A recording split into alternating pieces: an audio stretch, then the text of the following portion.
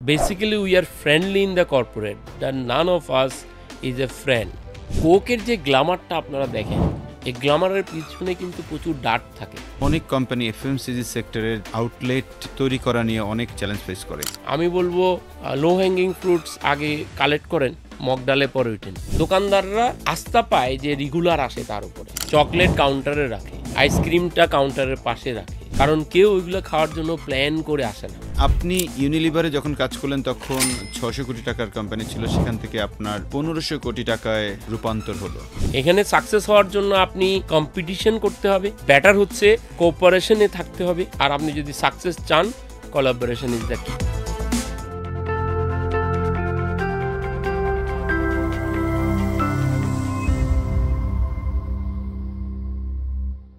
আসসালামু আলাইকুম সবাইকে, শুভ সন্ধ্যা। যে যেখান থেকে আমাদের আজকের সেলস লিডারশিপ একাডেমির সেলস পডকাস্ট দেখছেন সবাইকে স্বাগত। আজকের পর্বটা আমরা সাজিয়েছি বেভারেজ সেক্টরটাকে একটু অন্য মাত্রায় জানার জন্য। বাংলাদেশের beverage sector like Coke, Pepsi সহ মোজো আরও অনেকগুলো সেক্টর আছেন, অনেকগুলো কোম্পানি আছেন, কম্পিটিটর আছে। এই সেগমেন্টের সেলসের মানুষ যারা, তারা আসলে কিভাবে তাদের সেলসগুলোকে বাড়াবে, এই বিষয়টা জানার জন্য আমাদের সাথে আজকে দুর্দান্ত লেভেল একজন মানুষ আছেন, যিনি তার ক্যারিয়ার শুরু করেছিলেন সেলস এক্সিকিউটিভ হিসেবে ইউনিলিভার থেকে। যখন ওই কোম্পানির সেলস ছিল মাত্র 600 কোটি টাকা, সেখান থেকে ওনারা এটাকে 1500 কোটি টাকায় নিয়েছেন। এরপরে উনি জয়েন করলেন সিটিসেলে, সিটিসেল থেকে পরে আসলেন কোকাকোলাতে তখন বাংলাদেশে নতুন করে আবার রিভ্যাম করছে। ওই সময়টাতে সেলস ছিল জিরো। এই জিরো সেলস থেকে এইটাকে প্রায় 1000 কোটি টাকায় নিয়ে গিয়েছেন। যার হাত দিয়ে আসলে বাংলাদেশে কোকাকোলা 1000 কোটি টাকায় গিয়েছে, সে মানুষটা আছেন আজকে আমাদের সাথে। উনি এরপরে আবার জয়েন করেছেন পেপসিতে।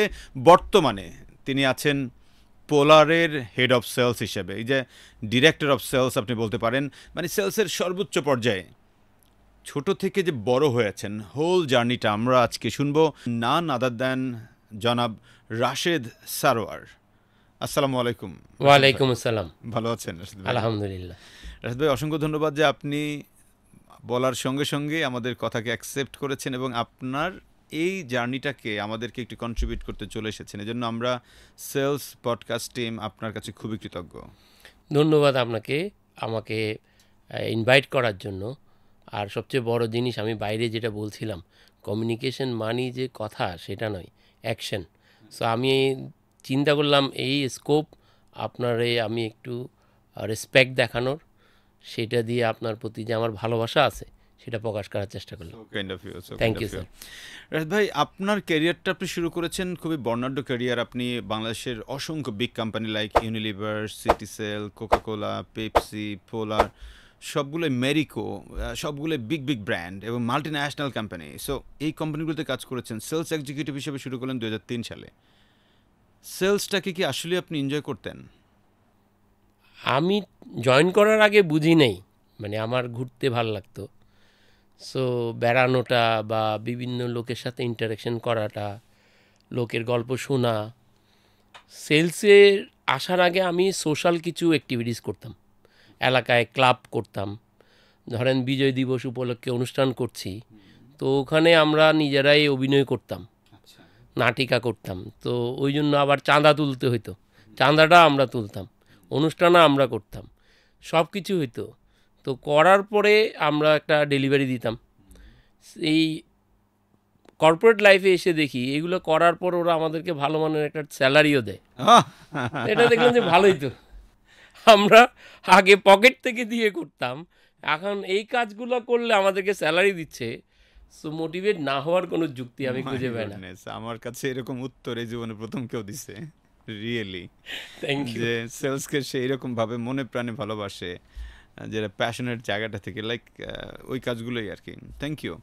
সো আপনি ইউনিলিভারে যখন কাজ করলেন তখন 600 কোটি টাকার কোম্পানি ছিল, সেখান থেকে আপনার 1500 কোটি টাকায় রূপান্তর হলো। এই যে জার্নিটাতে ব্যক্তি রাশেদ সারোয়ার, তার কন্ট্রিবিউশনটা কোথায় বা কিভাবে করেছে? আমি তো আমাদেরকে তখন বলা হতো টেরিটরি ম্যানেজার। আমাদের কাজ ছিল হলো ছোটো একটা টেরিটরিতে। আমার ফার্স্ট পোস্টিং ছিল হলো আমিনবাজারের পর থেকে মানিকগঞ্জ পাটুরিয়া ঘাট পর্যন্ত 2টা বড় বড় ডিস্ট্রিবিউটর ছিল, একটা সাভারে একটা মানিকগঞ্জে। সো আমরা বেসিক্যালি কাজেই ছিল হলো আমাদের নতুন নতুন আউটলেট ক্র্যাক করে এক্সপানশন বাড়ানো। আপনি জেনে থাকবেন তখন একটা হালাল হারাম সাবানের একটা কনসেপ্ট এনে ইউনিলিভারের বিশাল একটা কোম্পানি, জি, সো অ্যারোমেটিকের সেই ক্যাম্পেইনে বিশাল একটা মার্কেট শেয়ার লস করে লাক্স সাবান 80% থেকে প্রায় 25% নেমে আসে। রাইট, তখন ইউনিলিভার তার টিমটাকে ঢিলে সাজায়।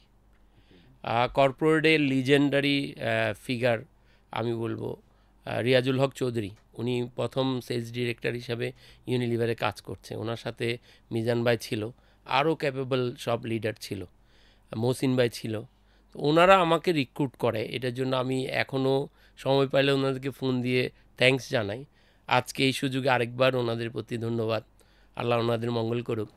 সো ওনারা যে স্ট্র্যাটেজিটা ডিফাইন করছিল সেটা ছিল হলো তখন সারা বাংলাদেশে 50,000 ডাইরেক্ট ডিস্ট্রিবিউশন ছিল, থ্রো ডিস্ট্রিবিউটর, সেইখান থেকে 2.5 লাখে নিয়ে যাওয়া। That was a big jump. 50,000 থেকে 2.5 lakh, my goodness, huge. So distributor যার 3টা গাড়ি ছিল তার প্ল্যান করতে হচ্ছে ডেলিভারি করার জন্য 10টা গাড়ি। সো ওনারা ওই ধরনের একটা মেকানিজমও ডিজাইন করছিল ডিস্ট্রিবিউটরদের জন্য। গাড়ি কিনলে ওইটা দিয়ে অপারেশন করলে ইনসেন্টিভও ডিক্লেয়ার করছিল। তখন আমার মনে আছে সাভারের ডিস্ট্রিবিউটর প্রায় 2 লাখ টাকার উপরে ইনসেন্টিভ পায়। সো এটা ডাইনামিক চেঞ্জে ওনারা ওটা রিগেইন করার জন্য ডিস্ট্রিবিউশন মডেলটাকে সেইখানে কাজ করে। তা আমরা ছিলাম হলো প্রথম জেনারেশন যারা তখন রিয়াজ ভাই স্বপ্ন দেখতে হলো অটোমেশনের, ডিএমএস নামে। আমি বলছি হলো 2003 সালের গল্প। তা আমরা তখন কম্পিউটারে আউটলেট লিস্ট করে করে আপলোড করা, এগুলো বিশাল কর্মযোগ্য ছিল। রাইট, একটা সময় তাই হইতো। এক্স্যাক্টলি। সো এই কাজগুলো করে ডিএমএস অন করা বা নতুন করে কাভারেজ করা, এই হাতে করিটা এফএমসিজির, বিশেষত বাংলাদেশ মার্কেটটা কিন্তু ইউনিক ইন নেচার। ইউনিভার্স বলে প্রায় 20 লাখ প্লাস আউটলেট আছে, 20 লাখ? জি জি। সো এর ভিতরে বর্তমানে আমি যতদূর জানি প্রায় 4.5 lakh plus outlet Unilever cover করে এই 2024-25-এর। তার মানে এখনো 15 লাখ বাকি আছে? না, এটা কখনোই পসিবল না, বিকজ এটা বিজনেস ভাইবল না। এটা সাধারণত পেসিভ ডিস্ট্রিবিউশন হয়, হোলসেল থ্রু দিয়ে, বা পল্লী দুধ বলে তখন একটা প্রজেক্ট ছিল, এখনও আছে কিনা জানি না। তো বিভিন্নভাবেই করা হয়। ডাইরেক্ট বলতে ডিস্ট্রিবিউটরের গাড়ি গিয়ে যে সার্ভিসটা, সো ওগুলো তো কস্ট ইফেক্টিভ থাকে। এখানে মার্জিনাল আউটলেট কাভার করতে গেলে মার্জিনাল যে কস্ট যায় তার সাথে যে ইনকাম আসে সেটা ম্যাচ না করলে আসলে বড় করা যায় না। সো আরওআইটা most important part of this game. তো আপনি আমার মৌলিক যে কোয়েশ্চেনটা করছেন যে আমি কি রোল প্লে করছি, আমি ওই যে আউটলেট খুঁজে বের করা। আর এরকমও হয়েছে সারাদিন রিক্সা একটা ভাড়া কইরা ঘুরতে ঘুরতে ঘুরতে ঘুরতে এই আউটলেট খুঁজতাম, আউটলেট খুঁজে এনে লিস্ট করতাম, আমার টিমরে বলতাম যারা এসআর ছিল ওরও ওইখান থেকে নিয়ে আসতো। তারপরে আমরা রীতিমতো লোক হায়ার করছি যে কম্পোজ করবে, 1-2টা আউটলেট না তো শত শত আউটলেট। সো ডিটেলস ডাটা, আর তখন ওইরকম এত বেশি কম্পিউটিং জানা লোক ছিল না। সো ওই কাজগুলো করতে হতো রাত জেগে। তারপর ওগুলার মানে ডেলিভারির কি হবে, এগুলার প্ল্যানিং পার্ট, অর্ডার কোন দিন কোনটা হবে, ডেলিভারি কোন দিন হবে, শিডিউল ম্যানেজ করা, বেশ কাজগুলো এগুলো আমরা করতাম। এবং মজার বিষয় হচ্ছে যে ওই যে বললাম আমরা ক্লাবিং করতাম, সোশ্যাল ওয়ার্ক করতাম, ওই কাজটা আমাকে হেল্প করে। এইখানে আমরা মানে যখন সারাদিন কাজ করছি সন্ধ্যায় আসা এই নিয়ে আড্ডাবাজির মতো। ডিস্ট্রিবিউশন হাউসটাতে আমাদের ওই হাউসের একজন ম্যানেজার হিসেবে কাজ করতো, উনি জাহাঙ্গীরনগর ইউনিভার্সিটির খুব ইনফ্লুয়েন্সিয়াল পপুলার একজন লোক, কল্লোল। সো এখন আমার সাথে যোগাযোগ আছে। ভদ্রলোক খুব মজা করে কাজ করতো, ওনার কাজের স্টাইলটাই ডিফারেন্ট ছিল। এরকম হয়েছে যে আমি ওনাকে রেখে 8টা-9টার পর বাসায় চলে গেছি, পরের দিন এসে দেখি উনি ওখানেই কাজ করছে। Is a very workaholic type person and very dedicated, nice person. এখন ভালোই নিজের ব্যবসাপাতি করছে। সো আমরা বেসিক্যালি কাজটাকে যেটা স্ট্র্যাটেজিক যে ডিসিশন হতো সেটা আমরা রুট লেভেলে ইমপ্লিমেন্ট করতাম। রাইট, থ্যাংক ইউ রশিদ ভাই। এখানে আমার একটা কিউরিওসিটি থেকে একটা প্রশ্ন, সেটা হচ্ছে যে এখনও তো অনেক কোম্পানি এফএমসিজি সেক্টরের তারা কিনা এই আউটলেট তৈরি করা নিয়ে অনেক সংকট ফেস করে, বা তারা এটা নিয়ে অনেক চ্যালেঞ্জ ফেস করে। তাইলে একটা আউটলেট বানানোর ক্ষেত্রে আপনার কাছে কি কি মনে হয়, কোন কোন প্যারামিটারগুলো দেখে একটা আউটলেট বানানো যেতে পারে, আপনার কাছে কি মনে হয়? এক্স্যাক্টলি, আপনি যদি বাংলাদেশের মোটামুটি যেগুলো মুদিখানার দোকান বা স্টেশনারি বা যতগুলো এফএমসিজির দোকান আছে, দেখবেন হলো ওদের মিনিমাম 12-14টা ক্যাটাগরি থেকে শুরু করে প্রায় আমি লাস্ট বড় দোকানে, বড় মাপের দোকানে 50-60টা ক্যাটাগরির প্রোডাক্ট রাখে দেখছি। আমি ক্যাটাগরিটা একটু ব্যাখ্যা দিই, তাহলে আপনার জন্য বুঝতে সুবিধা হবে। কিছুক্ষণ আগে বলছিলেন beverage, all kind of drinks is বেভারেজের আন্ডারে। ওখানে ওয়াটার হইতে পারে, ওইখানে সিএসডি আউটলেট, কার্বোনেটেড সোডা যেটারে বলছি, জুস, মিল্ক, এই সবগুলো হচ্ছে বেভারেজ ক্যাটাগরিতে। ধরেন চকলেট ক্যাটাগরি অনেকগুলা, চিপস একটা ক্যাটাগরি, সাবান একটা ক্যাটাগরি, আপনার শ্যাম্পু একটা ক্যাটাগরি। সো এইভাবে যদি হিসাব করেন দেখবেন আপনার 12-14টা থেকে শুরু করে 50-60টা হচ্ছে আমাদের জেনারেলি মুদিখানার ক্যাটাগরিতে পড়ে। সো আপনি আপনার ক্যাটাগরিটা ওইখানে ফিড ইন করছে কিনা, যেই কোম্পানি, ধরেন আপনি কথার কথা বেভারেজ নিয়ে আসছেন, তা আপনি কিন্তু 20 লাখ আউটলেট পাবেন না। সো আপনি বিল্ড ইন অলরেডি কিছু ব্যবসা করছে এমন আউটলেটে যেতে হবে। সেটা হয়তো বা আপনি সারা বাংলাদেশে খুঁজলে 4 লাখ পাবেন, 5 লাখ পাবেন। সো আপনি যারা বিক্রি করছে তাদের সাথে যাওয়াটাই ভালো। মানে নতুন করে চেষ্টা করার যেই কথাটা বলছেন, আমি বলবো লো হ্যাঙ্গিং ফ্রুটস আগে কালেক্ট করেন, মগডালে পরে উঠেন। রাইট, যারা লো হ্যাঙ্গিং ফ্রুটস সম্পর্কে জানতে চান, এটা কনসেপ্ট হচ্ছে ধরেন যে সকল ফল নিচে থাকে আমরা আসলে ওইগুলোকে আগে পারতে চাই, মানে যেটাকে আমি ইজিলি টাচ করতে পারবো সেই কাজগুলো আগে করে দেন আমি উপরের দিকে যাব। এটাই রাশেদ ভাই বলার চেষ্টা করলেন। তার মানে আমি যদি কোনো একটা আউটলেট বানাতে চাই, আমার প্রোডাক্ট ক্যাটাগরিটা বর্তমানে যেই সকল আউটলেটগুলোতে ক্যাটাগরির মধ্যে পড়ছে, আমি সেই আউটলেটগুলোকে ফার্স্ট চিন্তা করব। এরপরে হচ্ছে যেগুলোতে নাই ওগুলোতে তৈরি করার চিন্তা করবো, সেটা পরের কাজ। আগে এটুকু করলেও কিন্তু অনেক বড় ধরনের কাজ হয়ে যাবে। Thank you so much Rashid ভাই। এরপরে যেটা হলো, আমার পরে একটা প্রশ্ন আপনার কাছে। ধরেন আপনি এরপরে সিটিসেলে ঢুকলেন, আপনি ইউনিলিভারে ছিলেন, ইউনিলিভারে হচ্ছে এক ধরনের প্রোডাক্ট, ওইখান থেকে সিটিসেলে ঢুকলেন, এটা না আমার মাথার উপর দিয়ে গেছে, মানে এরকমটা হলো কেন, এবং সেখানে গিয়ে আপনি কি আসলে ওই সেলসটাকে এনজয় করছেন কিনা? আমি এটা নতুন এক্সপিরিয়েন্স, বাট আমি বলবো যে যারা ইয়াং, যারা দেখছে চাকরি পাল্টানোর ক্ষেত্রে, এটা আমি বলবো আমার রাইট মুভ ছিল না। ওকে, অ্যাডমিট করছেন যে রাইট মুভ ছিল না? রাইট মুভ ছিল না। ইউনিলিভারে থাকলে আমার কেরিয়ারটা ডিফারেন্ট হইতে পারতো, বাট আলহামদুলিল্লাহ যেটা আসছে সেটা হয়তো বা আল্লাহর ইচ্ছা ছিল। এখন ডিফারেন্ট ইন্ডাস্ট্রিতে আমরা এফএমসিজিতে সাধারণত একই প্রোডাক্ট বারবার বিক্রি করতে হয়, সো কাস্টমার স্যাটিসফ্যাকশনটা আমাদের মাথায় থাকে।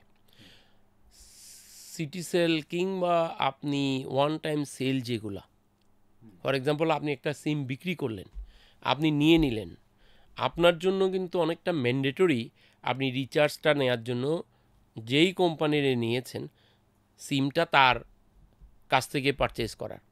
সো ওইখানে অনেকটা মনোপল ইউজ হয়। ইন্টারন্যাশনালি বিভিন্ন দেশে কিন্তু এটা হয়ে গেছে যে আপনি ভার্চুয়ালি একজনের নাম্বার ইউজ করলেও যে কোনো কাছ থেকেই আপনি রিচার্জ করাইতে পারবেন। বাংলাদেশে এটা হবে শুনছি, বাট এখনও ওইভাবে ইমপ্লিমেন্ট হয় নাই। সো ওই হিসাবে ধরলে আমি বলবো ওইটা একটু লেস কম্পিটিটিভ, বাট আপনি প্রাইমারি কাস্টমার যে সিম বিক্রি করা, সেইখানে অনেক বেশি হার্ডেল থাকে, অনেক বেশি ফায়ার ফাইটিং থাকে। রাইট রাশিদ ভাই, এখানে কিন্তু তাহলে আমার একটা পাল্টা প্রশ্ন চলে আসে, সেটা হচ্ছে আপনি অ্যাডমিট করলেন যে আপনার মুভটা সঠিক ছিল না, তার মানে মানুষ যেখানে ধাক্কা খায় সেখান থেকে শিখে বেশি। আপনার ওই শেখা থেকে যদি আমাদের যারা দেখছেন তাদের উদ্দেশ্যে বলেন যে আসলে একটা চাকরি চেঞ্জ করার ক্ষেত্রে কোন কোন প্যারামিটারগুলো দেখে আসলে তার বর্তমান জব থেকে পরের জবটাতে শিফট করা উচিত? সো কেরিয়ার বলতে আমরা কি বুঝি এটা একটা বুঝতে হবে। ফর এক্সাম্পল আপনি ব্যাংকিং সেক্টরে ঢুকছেন, সহজে বোঝার জন্য, বাংলাদেশে ব্যাংকিং সেক্টর খুব এস্টাবলিশ একটা সেক্টর। আপনি 10 বছর ব্যাংকিংয়ে চাকরি করে ফেললেন, তারপর যদি আপনি হঠাৎ করে ইউনিলিভারে চাকরি চান, ব্যাপারটা ফিড হবে না। রাইট। আপনি হয়তো বা ইউনিলিভার নিবে কি না এটা প্রশ্ন, বা আমার ক্ষেত্রে হলে আমি নিব না। আমি এখন যেখানে আছি ওইখানে 3 বার চিন্তা করব যে একজন ম্যানেজার কেন, আমি যার ব্যাকগ্রাউন্ড নাই সে তো বুঝতেই পারবে না।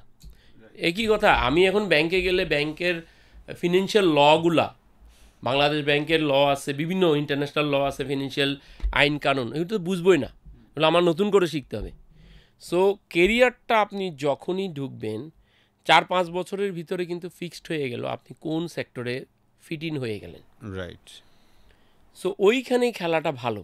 তবে আমি খুব বেশি যে ভুল করি না, এটার কারণটা হচ্ছে এফএমসিজির সাথে ম্যাচ করে যেহেতু টেলিকমগুলো তাদের ডিস্ট্রিবিউশন মডেলটা সাজাইছে, right. So I had the opportunity to come back to FMCG again. So তখন আমি ডেসপারেটলি চিন্তা করতেছিলাম, এবং ফরচুনেটলি কোকাকোলা বাংলাদেশে তাবানি বেভারেজ বন্ধ হওয়ার পর 2 বছর বন্ধ ছিল, তো ইন্টারন্যাশনাল বেভারেজ লিমিটেড নামে অপারেশন শুরু করে। সেইখানে আমি প্রথম সেলস ম্যানেজার হিসেবে জয়েন করি। তো আমি তো 4-5 জন এক্সিকিউটিভ নিয়ে অপারেশনটা শুরু করি। Right.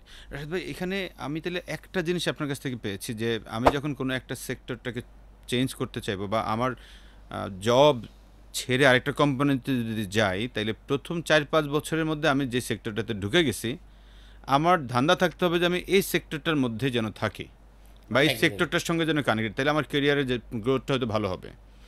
On the other hand যে আমি একটু অ্যাড করি শিওর এখানে। শিওর আমি কিছুদিন আগে আমার ক্যাম্পাস, আমি চট্টগ্রামের ইন্টারন্যাশনাল ইসলামিক ইউনিভার্সিটি থেকে এমবিএ করছি, ওরা ইনভাইট করছে। সো আমি একটা জিনিস দেখে কিন্তু একটু মনে হলো বলা উচিত এখানে, যারা 7 সেমিস্টার, যারা 8 সেমিস্টার, এদের অনেকে মানে ম্যাক্সিমামে কিন্তু সিভিটা আপডেট নেই। আমি জিজ্ঞেস করছিলাম তোমরা কে জবের জন্য অ্যাপ্লাই করছো, অনেকেই করে নাই, রিয়ালি 1-2 জন। সো পয়েন্ট হচ্ছে, আপনি যখন 4র্থ তলায়, আপনি কিন্তু 5ম তলা 6ষ্ঠ তলা সম্পর্কে আপনার একটা ক্লিয়ার ধারণা থাকা উচিত। আর নয়তো 4র্থ তলা শেষ করে অনেক দিন বসে থাকতে হবে 5ম তলা উঠার সিঁড়ি খুঁজতে গিয়ে। এটা বিল্ডিংয়ের মতো না কেরিয়ারটা। সো ওদেরকে আমি বললাম, তোমরা ভাই সিভিটা আপডেট করো, এবং তুমি এখন কত সিজিপিএ, সামনে কত পাইতে পারো, এর বেসিসে তুমি ইন্টারভিউ দিতে থাকো।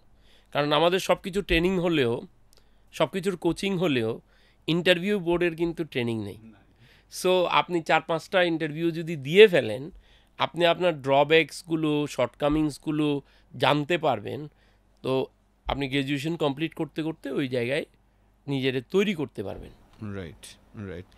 তার মানে এখানে আপনি একটা মেসেজ দেওয়ার চেষ্টা করলেন যে যিনি যদি জব সুইচ করতে চায়, তাহলে তার সিভি টিভি সবগুলো আপডেট করে নিজের অবস্থানটা আগে পোক্ত করতে হবে, বুঝতে হবে যে ভাই আমার দৌড় কদ্দূর, আমি কদ্দূর পারবো, নিজের সক্ষমতা সম্পর্কে একটু আলাদা জেনে দেন আপনি চিন্তাটা করেন। That's very good. আমি একটু এক্সাম্পল দিই, আমি যখন এমবিএ করতেছি তখন আমি একটা ইংলিশ মিডিয়াম স্কুলে পার্ট টাইম হিসেবে জব করতাম। ওকে। সো ওই জবটা, চাকরিতে যে মানে কর্পোরেটে ঢুকতে গেলে যে টিম ওয়ার্ক হয়, একজন বস থাকে, নিজের টিম থাকে, কলিগরা থাকে, এদের সাথে কিভাবে বিহেভ করতে হয়। Basically we are friendly in the corporate, the none of us is a friend. So আমরা ফ্রেন্ডলি বিহেভ করি, কিন্তু কর্পোরেটে কেউ কারো ফ্রেন্ড না। এখানে সাকসেস হওয়ার জন্য আপনি কম্পিটিশন করতে হবে, that should be healthy competition. Best হচ্ছে এর চাইতে মানে বেটার হচ্ছে আপনি কোঅপারেশনে থাকতে হবে, আর আপনি যদি সাকসেস চান, কোলাবোরেশন ইজ দ্য কি। অনেকগুলো কথা বলেছেন আর কি। কোলাবোরেশন ইজ দ্য কি, যদি সাকসেস পাইতে চায়। কোলাবোরেশন ছাড়া বর্তমানে আসলে আগানো কঠিন। ইন্টারন্যাশনালে ম্যাক্সিমাম জায়গাগুলো কোলাবোরেট করে চলছে। সো আমরা এর পরের জার্নিটা আপনার এখনই যাচ্ছি, সেটা হচ্ছে কোকাকোলাতে আপনি জয়েন করলেন। তখন কোকাকোলা মাঝখানে 2 বছর বন্ধ হয়ে গেল, এবং আপনি আপনার হাত দিয়ে স্টার্ট করলেন জিরো থেকে, এবং সেই জায়গাটাতে 10 বছরে একটা প্রতিষ্ঠানকে প্রায় 1,000 কোটি টাকাতে নিয়ে গিয়েছেন, এবং আপনি তখন ওইটাতে সেলস হেড ছিলেন। পরবর্তীতে সেই জায়গাটার মানে ন্যাশনাল সেলস ম্যানেজার পর্যন্ত হয়েছেন। তো এই যে জার্নিটাতে আপনি অনেক কাজ করেছেন, আমি এই প্রসঙ্গে যদি আপনাকে একটা প্রশ্ন করি যে কোক বা এই ধরনের বেভারেজ যারা বিক্রি করে, ইভেন ধরনের মোজো বা এই টাইপের কোলাগুলো যারা বিক্রি করে, তাদের সেলসে যারা একবারে এসআর সেলস রিপ্রেজেন্টেটিভ, তাদের মধ্যে কোন কোন বিষয়গুলো থাকা দরকার? অ্যাটলিস্ট 5টা বিষয় যদি আপনি বলেন যে এগুলো তার থাকাই দরকার ভালো করতে গেলে। সো আমি যদি আনসার করি আপনাকে, কোকের যে গ্ল্যামারটা আপনারা দেখেন, এই গ্ল্যামারের পিছনে কিন্তু প্রচুর ডার্ট থাকে। ওকে। সো সাকসেসের অন্যতম যেই বিষয়টা আমি শিখছি, মানে আমার একজন খুব ভালো বস ছিল, এখন মেন্টর, ওনার নাম না বললেই নয়, তাপস কুমার মণ্ডল। উনি বাংলাদেশে আমার কান্ট্রি হেড ছিল। সো উনি এবং আমি, মানে ব্যাপারটা ছিল প্রায় দিন আমরা মার্কেটে যেতাম। মার্কেটে গেলে আমি এসআরের কথা পরে আসতেছি, বা আমরা যারা অর্ডার নেই তাদের কথা, আমরা নিজেরাই ফ্রিজটা সাজাইতাম এবং একটা ডাস্টার ছিল, মানে সব কিছু। তো লাইফে আমি হয়তো আমার মা যদি দেখে বকবে যে তুমি আমার বাসায় কোনো দিন ফ্রিজে হাত দাও না, তুমি রাস্তায় রাস্তায় ফ্রিজ পরিষ্কার করতা। Yes, I am very proud of that, যে আমি বলছি, আমি আমার এইটা বলি, অনেকেই যে সাক্ষী দিবে এইটা দেখার সময়, ঢাকা শহরে এমন কোনো রাস্তা নাই যেখানে আমার পায়ের ছাপ নাই। I walk each and every roads, এই মানে গলি উপগলি। আস্তে আস্তে বলতেছিলাম যে আমরা ড্রাইভারের সাথে উঠলে রাস্তাঘাট যেভাবে বলি, সো এইটা হয়েছে বেসিক্যালি রাস্তায় হেঁটে, যেটাই মার্কেট, সেইখানে আপনি ফার্স্ট ফ্রিজটা প্রপারলি আপনি ডিসপ্লে করতে হবে। এবং এটা যদি আপনার ভালো না লাগে, আমি বলবো দ্রুত কুইট করবেন। 5 বছর হয়ে গেলে আপনি কিন্তু এখানে আর আটকায় পড়বেন, যেটা বললাম। সো এইটা হচ্ছে ফার্স্ট। সো ওরা, আমার বস ইন্ডিয়ান ছিল, প্রায় সময় হিন্দিতে বলতো, জো দেখেগা ও বিকেগা। ও ইয়েস। সো ইম্পালস প্রোডাক্টের অন্যতম জিনিস আপনি খেয়াল করবেন, চিপস কখনোই কিন্তু ভিতরে রাখে না, এটা বাইরে রাখে। চকলেট কাউন্টারে রাখে, আইসক্রিমটা কাউন্টারের পাশে রাখে, বেভারেজের ফ্রিজটাও আপনার ভিজিবল পজিশনে রাখে। কারণ কেউ ওইগুলো খাওয়ার জন্য প্ল্যান করে আসে না, আসে অন্য কাজে, আরে ঠিক আছে একটা খায়, একটা আইসক্রিম খায়। সো ওইটা ডিপেন্ড করবে আপনি কিভাবে ওইটা সুন্দর করে মার্চেন্ডাইজিং করছেন। সো আপনি সাকসেস পাইতে গেলে সেলস জেনারেট করতে হবে। সেলস জেনারেট করার জন্য আপনার এই বোবা সেলসম্যানটাকে গুছাইয়া জায়গায় রাখতে হবে। এটা হলো 1 নম্বর। বস, এখানে যদি আমি একটা পাল্টা প্রশ্ন করে নিই, আপনি পরে 2 নম্বরটা যায়েন, সেটা হচ্ছে তো মার্চেন্ডাইজার তো নাকি প্রত্যেকটা এফএমসিজি কোম্পানির আলাদা থাকে, তাহলে এসআর এটা করবে কেন? এইখানে বেভারেজ বা আইসক্রিমে ওটা মার্চ করা থাকে। ওকে। সো ওইখানে ডিফারেন্ট করে আমরা ইমপ্লিমেন্ট করি নাই। সো কারণ হচ্ছে যিনি সেলসম্যান, ওনার একটা বার্গেনিং পাওয়ার থাকে, রিটেলারের উপর একটা ডমিনেন্স থাকে। মার্চেন্ডাইজ আসলে সে এই ডমিনেন্সটা করতে পারে না। আবার অন্যদিকে যদি বলেন, এটা রিলেশনশিপও বলতে পারেন। সো সব মিলে যে সেলসম্যান, তাকে আসলে নাম্বার অফ আউটলেট কমাইয়া এই কাজটা প্যাকেজ হিসেবে অ্যাসাইন করা হয়। এটা মাস্ট মোর ইফেক্টিভ দেখা গেছে। তার মানে যে সকল কোম্পানিতে মার্চেন্ডাইজার আছে ওরাও তো আসলে সবগুলো কভার করতে পারবে না, কারণ মার্চেন্ডাইজার তো অল্প কয়েকজন থাকে। এক্স্যাক্টলি। তাহলে এসআরই তো আসলে মেইন এই জিনিসটা করা উচিত, কারণ তার নিজের সেলস বাড়ানোর জন্য। এক্স্যাক্টলি। মার্চেন্ডাইজার বসে থেকে লাভ নাই। ওটা হচ্ছে আপনার যদি দেয়, অনেকে দেয়, যেমন নেসলে দেয় বা অন্যরা, ওটা হচ্ছে আপনার হেল্পিং হ্যান্ড। Helping hand. ওই জায়গায় আপনি পুশ করতে পারেন, রাইট। ওকে আপনি পার্সু করতে পারেন যে তুমি ভাইয়া এটা ভালোভাবে সাজাও। ডিপেন্ড করা দরকার নেই। সেকেন্ড পয়েন্ট যেটা, সেটা হচ্ছে যে আপনি রিটেলারের সামনে রেগুলার যেতে হবে। এই রিলেশন বলতে প্রায় সময় শুনবেন সেলসম্যানরা একটা কথা বলে, সেলস ভালো হয় কেমনে, যে ওরা বলবে হলো রিলেশনশিপ। আপনি যদি জিজ্ঞাসা করেন রিলেশনশিপ কেমনে হয়, এই জানা দোকানদারের মেয়ে এসএসসি পরীক্ষা দিছে কিনা, আরে ভাই মাইর খাইবেন, দোকানদারের মেয়ের দিকে তাকান না, আপনি তাকান দোকানদারের দিকে। সে যেটা ফিল করে, আমি যেটা এই সময়ে দেখছি, দোকানদাররা আস্থা পায় যে রেগুলার আসে তার উপরে, কারণ অনেকগুলো বিষয় থাকে, তার মার্জিন লেভেল খুবই ন্যারো। সে যদি 10,000 টাকার প্রোডাক্ট কিনে কোনো কারণে যদি 1,000 টাকা প্রোডাক্ট আটকে যায়, তার কিন্তু লাভ আর থাকছে না, ওটা ড্যামেজ হয়ে যেতে পারে। সেই প্রোডাক্টটা রিরোটেট করার জন্য এই সেলসম্যান হেল্প করতে পারে। পাশে একটা ভালো চালু দোকান আছে, তার সাথে গিয়ে বুঝাই দিয়া রোটেশন করে প্রোডাক্টটা বিক্রি করতে পারে। কিন্তু যদি এর সার্ভিস লেভেল খুব খারাপ থাকে, রিটেলাররা ভয় পায়, তখন আসলে নিতে চায় না। এবং এইখানে একটা কমন আছে, আমাদের সেলসম্যানদের একটা প্রবলেম আছে, সেটা হচ্ছে যে এটা ইনফ্যাক্ট সবারই, আমারও আছে, আমি দু চোখে সামনে দেখি, আমি পিছনে কি দেখি না। এটা আল্লাহ তাআলা আমার এইভাবেই সৃষ্টি করছে। সো একটু কষ্ট করে আয়না টায়না লাগাইয়া দেখতে হয়, একটু দোকানদারের কথাগুলোকে বিলিভ করতে হয়। আমি বলি 15 মিনিটস, এটা শিখছি হলো আমি ইংলিশ মিডিয়াম স্কুলটাতে প্রিন্সিপাল ছিল, উনি কর্নেল জিয়াউদ্দিন বীর উত্তম, কিছুদিন আগে মারা গেছে, আল্লাহ ওনাকে ব্যস্ত নসিব করুক। Is a very nice person on the management part.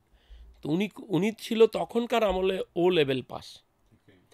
So ওনার সাথে অনেকবার বসার সুযোগ হয়েছে, গার্ডিয়ান মিটিংয়ে গার্ডিয়ানরা আসতো, ওনারা চেষ্টা করতো যে ইংলিশে বলে স্যাররে কিছু বলতে।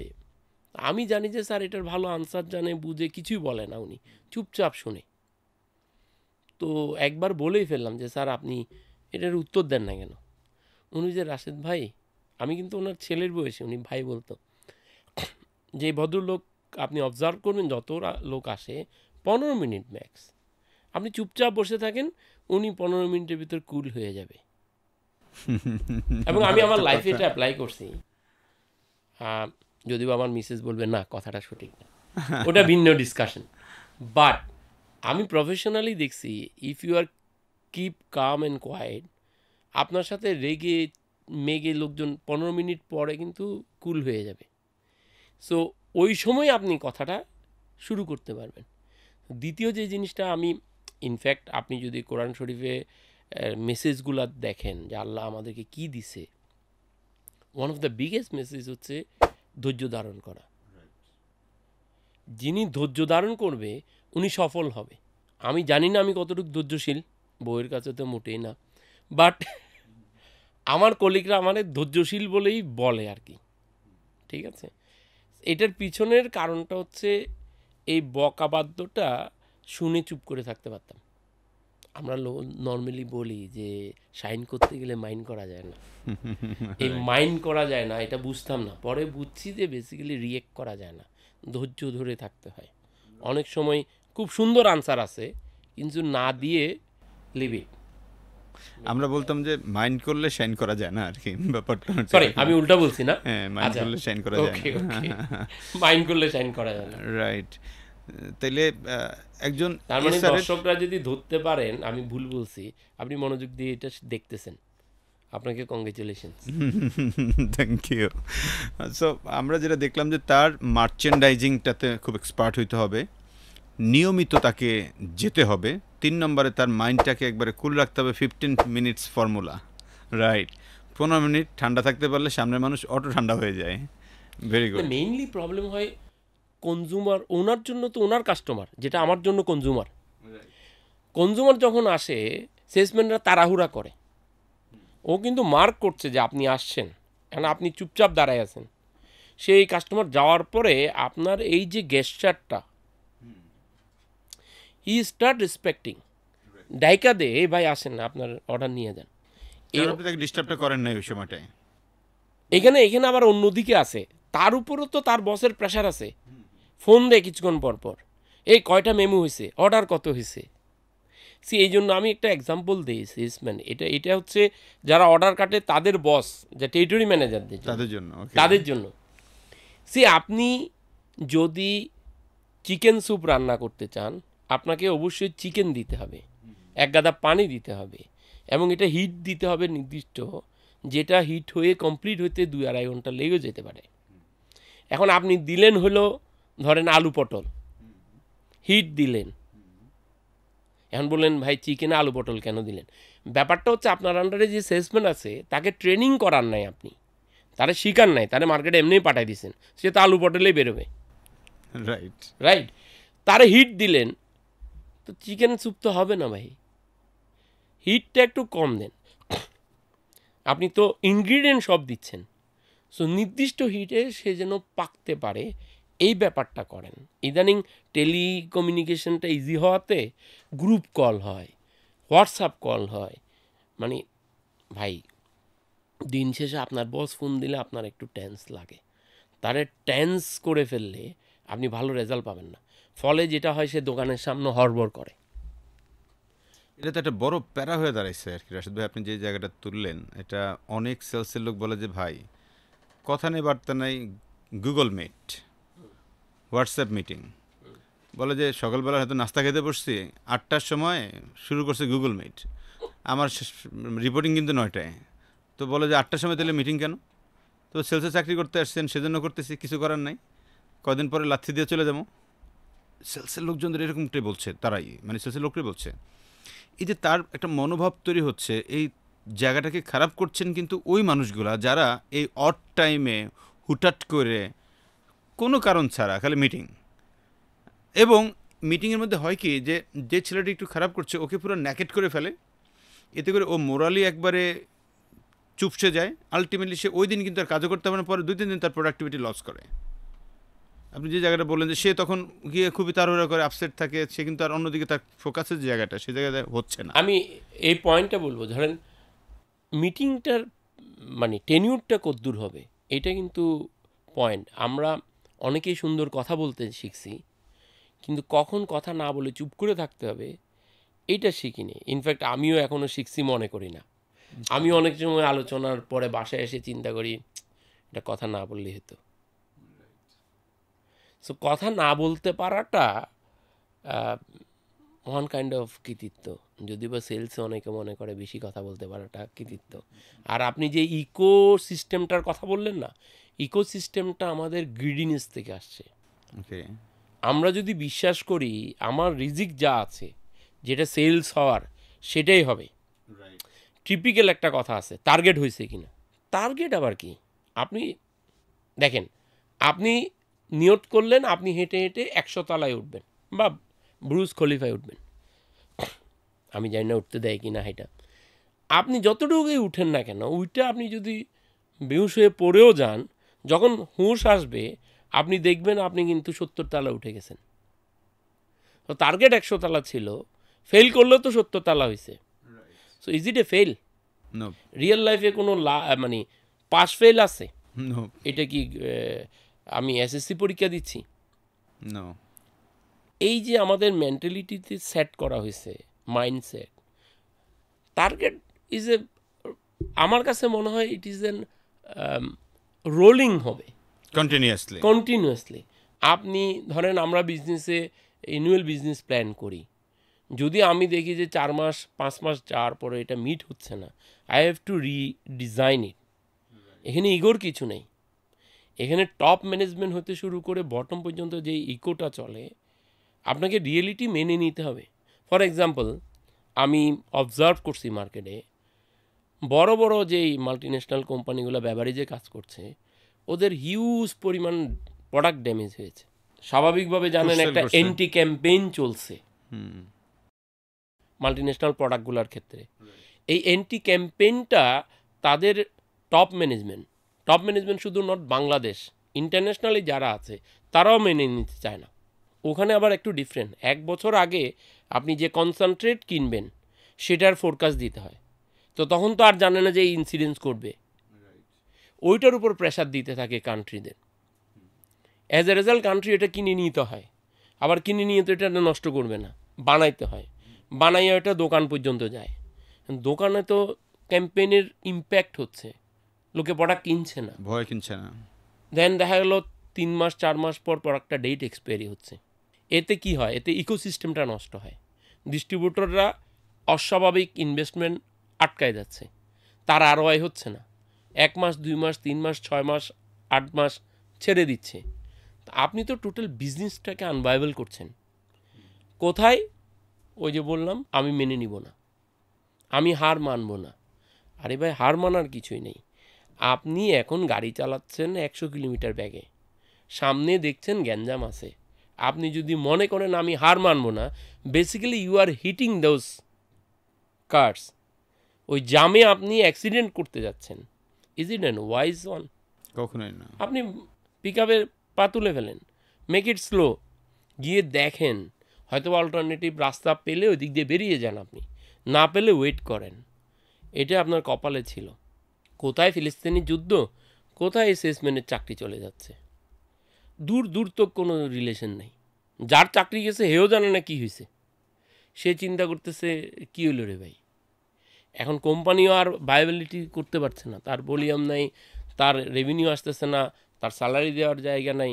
আমি শুনছি আমার একটা পজিশনে, যেটা আমি প্রায় 1400+ MDR বলি, মার্কেট ডেভেলপার অফিসার, যারা অর্ডার কাটতো, ওখান থেকে কমাইতে কমাইতে 800-তে নামে আসছে। আপনি দেখেন 600 লোকের কিন্তু জবলেস। ইম্প্যাক্ট কী, তার কি দোষ? সো ওইভাবে যদি আপনি দেখেন, আমি বলবো নট অনলি লোয়ার লেভেল যেইখানে কমপ্লেন বলছি, এটা আমার প্রবলেম। আমাকে বুঝতে হবে যে আমার রোল থেকে আমার RSMকে সকালে একবার, দুপুরে একবার, বিকালে একবার আসলে ফোন দেওয়ার দরকার আছে কিনা। আমি মনে করি না। হিজ এ মানে সে তো আসলে রিজনাল হেড, সে রিজন ম্যানেজ করবে, তার আন্ডারে 3-4জন ASM আছে, তারা ম্যানেজ করবে।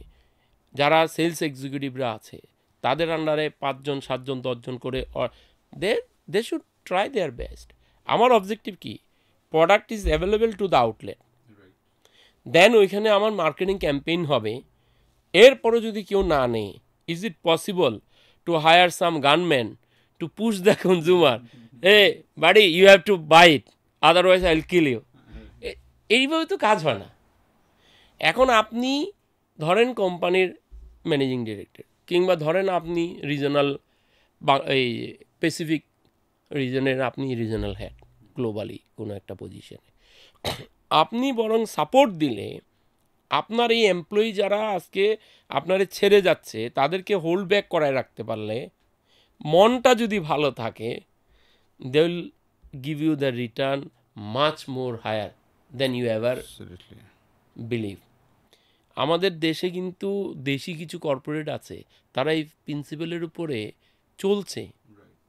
আপনি দেখেন এই যে করোনার যেই কোভিডের যেই গেল, প্যান্ডামিক গেল, তো এরকম হলে তো লোকাল কোম্পানিগুলো তো ভেসে যেত, যায়নি তো। কেন যায়নি? আমি এখন যেখানে আছি এইখানে দেখেছি হলো এমপ্লয়িরা, আমি এসে পরে গল্প শুনলাম, দে অল ইউনাইটেড, কাঁধে কাঁধ মিলাইছে মালিকের সাথে। So that's the spirit, and truly speaking this is a new learning for me. আপনি বলছেন অনেক মাল্টি ন্যাশনালে কাজ করেছি, এই যে একটা ডিফারেন্ট অ্যাটমসফিয়ার, যেখানে পিপলের হৃদ্যতা আছে, প্রফেশনালিজমও আছে, সেই জায়গাটা আমরা এস্টাবলিশ করতে না পারলে আমরা কিন্তু, এটা একটা বিশাল ইন্ডাস্ট্রি, FMCGতে অনেক বড় ইন্ডাস্ট্রি, 300-400 কোম্পানি আছে। এই কোম্পানির মানে হাজারে হাজারে এমপ্লয়ি আছে। সো এটা কিন্তু ধরেন আপনি একজন টেরিটরি ম্যানেজার, দর্শক কাউরে বলছি, আপনি কিন্তু কম্পিট করছেন আপনার কোম্পানির 100 লোকের টেরিটরি ম্যানেজারের সাথে না। এটা আমি প্রায় বলি। রাইট। আপনি ইন্ডাস্ট্রি হিসাব করলে প্রায় 7-8 হাজার টেরিটরি ম্যানেজার আছে, এদের সাথে আপনি কম্পিট করছেন। আপনি যত দ্রুত শিখবেন, যত দ্রুত ডেলিভারি করবেন, আপনি কিন্তু পিকড হবেন পরের রোলের জন্য, আপনি SM হয়ে উঠতে পারবেন। আপনাকে যদি আরেকটু ওখানে ঢোকার পরে ওই রোলটা আপনি ভালোভাবে করতে পারেন, আপনি যদি এখানে এফিশিয়েন্ট হন, কেন হয় না এটাও বলি। আমাদের মাইন্ডসেট হচ্ছে আমি অনার্স করছি, মাস্টার্স করছি, so I have completed the education. Right, maximum তাই মনে করে। হ্যাঁ, এটা আমারও মাইন্ডসেট ছিল, কিন্তু ঢোকার পরে আমার গুড ফরচুনেট হচ্ছে আমি ইউনিলিভারের মতো কোম্পানিতে জয়েন করছি, যারা পিপলের উপরে ইনভেস্ট করে প্রচুর। আমি কিছুদিন আগে আমার কলিগরে দেখাচ্ছিলাম, তখন স্টিভেন কোভের 7 হ্যাবিটস ফর ইফেক্টিভ ম্যানেজার্স 2 দিনের একটা ট্রেনিং আমাদেরকে করানো হয়েছে। 7টা হ্যাবিট মোটামুটি আমার মুখস্থ, এখনও আমি প্র্যাকটিস করে বলতে পারবো, আপনারা বললে পারবো।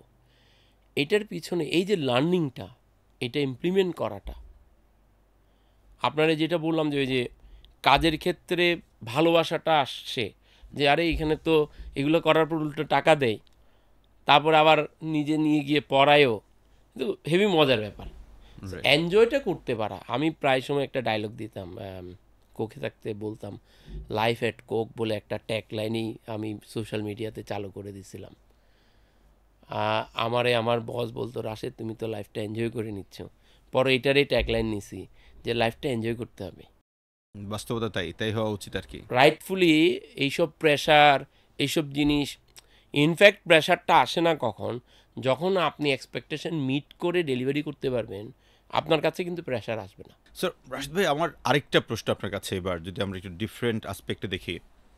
মানুষ অনেকে এসআর থেকে প্রমোশন পেয়ে হয়তো বা সে এরিয়া ম্যানেজার পর্যন্ত হয়, এরিয়া ম্যানেজার থেকে অনেকে হয়তো অনেক কোম্পানিতে যেটাকে রিজনাল ম্যানেজার বলে, সেম পোস্টই হয়তো সিনিয়র এরিয়া ম্যানেজার পোস্ট, সেটাও হয়। কিন্তু তার পরের পোস্টে যাওয়াটা অনেকের ক্ষেত্রে খুবই টাফ হয়ে যায়। এখানে অনেকে মনে করে যে আসলে আমি তো অনেক দিন হয়ে গেছে, খুবই ল্যাথারেজিক একটা ভাব চলে আসে।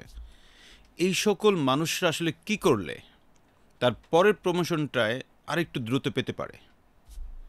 সো আপনি যদি ধরেন এক এক গ্রেডের এক এক ধরনের স্কিল সেট লাগে। সাধারণত স্কিল সেটের দুইভাবে ভাগ করে, একটা হচ্ছে সফট স্কিল, একটা হার্ড স্কিল। রাইট। এখন আপনি যখন একজন এসআরের কথা আমরা কিছুক্ষণ আগে বলতেছিলাম, তার হার্ড স্কিল হচ্ছে মেইন থিং। সে যাবে কিভাবে অর্ডার নিয়ে আসবে, কিভাবে সার্ভিস দিবে, এটা because he is not a supervisor of anyone. Right. তার যখন সুপারভাইজার এক্সিকিউটিভ হচ্ছে বা টেরিটরি ম্যানেজার হচ্ছে, তার সফট স্কিল অ্যাটলিস্ট 20% অ্যাডপ্ট করতে হবে।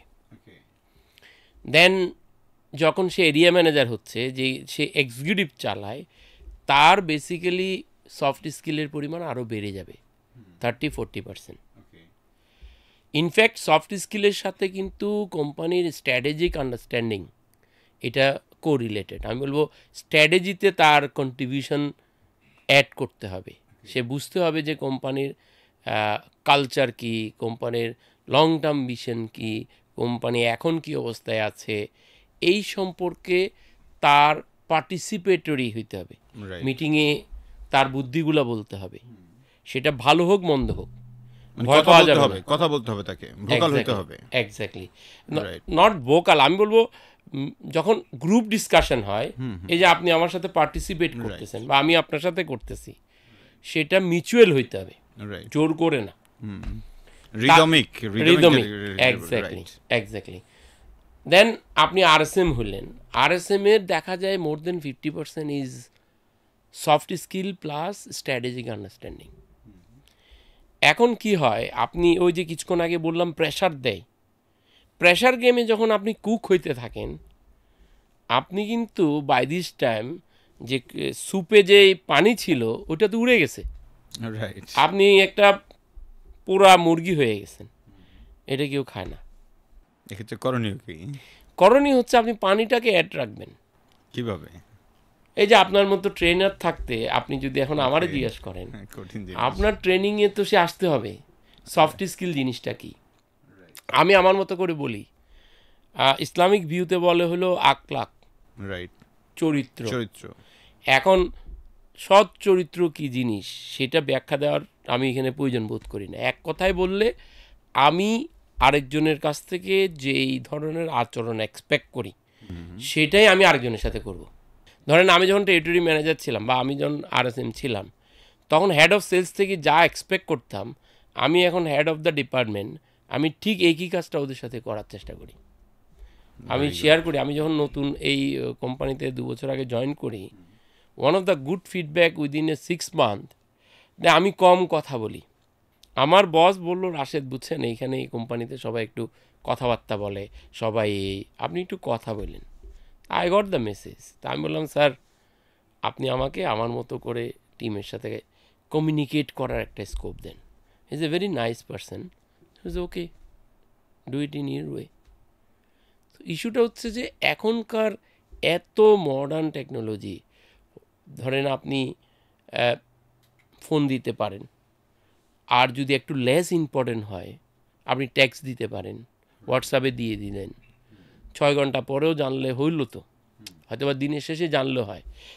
আপনি আরও ইম্পর্টেন্স দিতে গেলে আপনি পুরো ওয়েল প্ল্যান করে একটা মেল দিতে পারেন। তাহলে আপনার ধাপটা কি হচ্ছে? খুব কুইক হলে ছোটো একটা কল করে ডিসকাশন, আর একটু ধরেন ওরে টাইম দিয়ে স্প্যান দিয়ে তাহলে আপনি হোয়াটসঅ্যাপ দিয়ে কমিউনিকেট করলেন, দেন আপনি মেইল দিলেন। অনেক জায়গায় কিন্তু দেখেন এখনও আছে মেইল দেওয়াটা ধরে নিয়ে অফেন্সিভ। ও আপনি আমার মেইল দেন না, তাহলে তো আপনার কাজটা হবে না। সো এই মানসিকতা থেকে উঠে আসতে হবে, কমিউনিকেশনের স্কিলটাকে ডেভেলপ করতে হবে।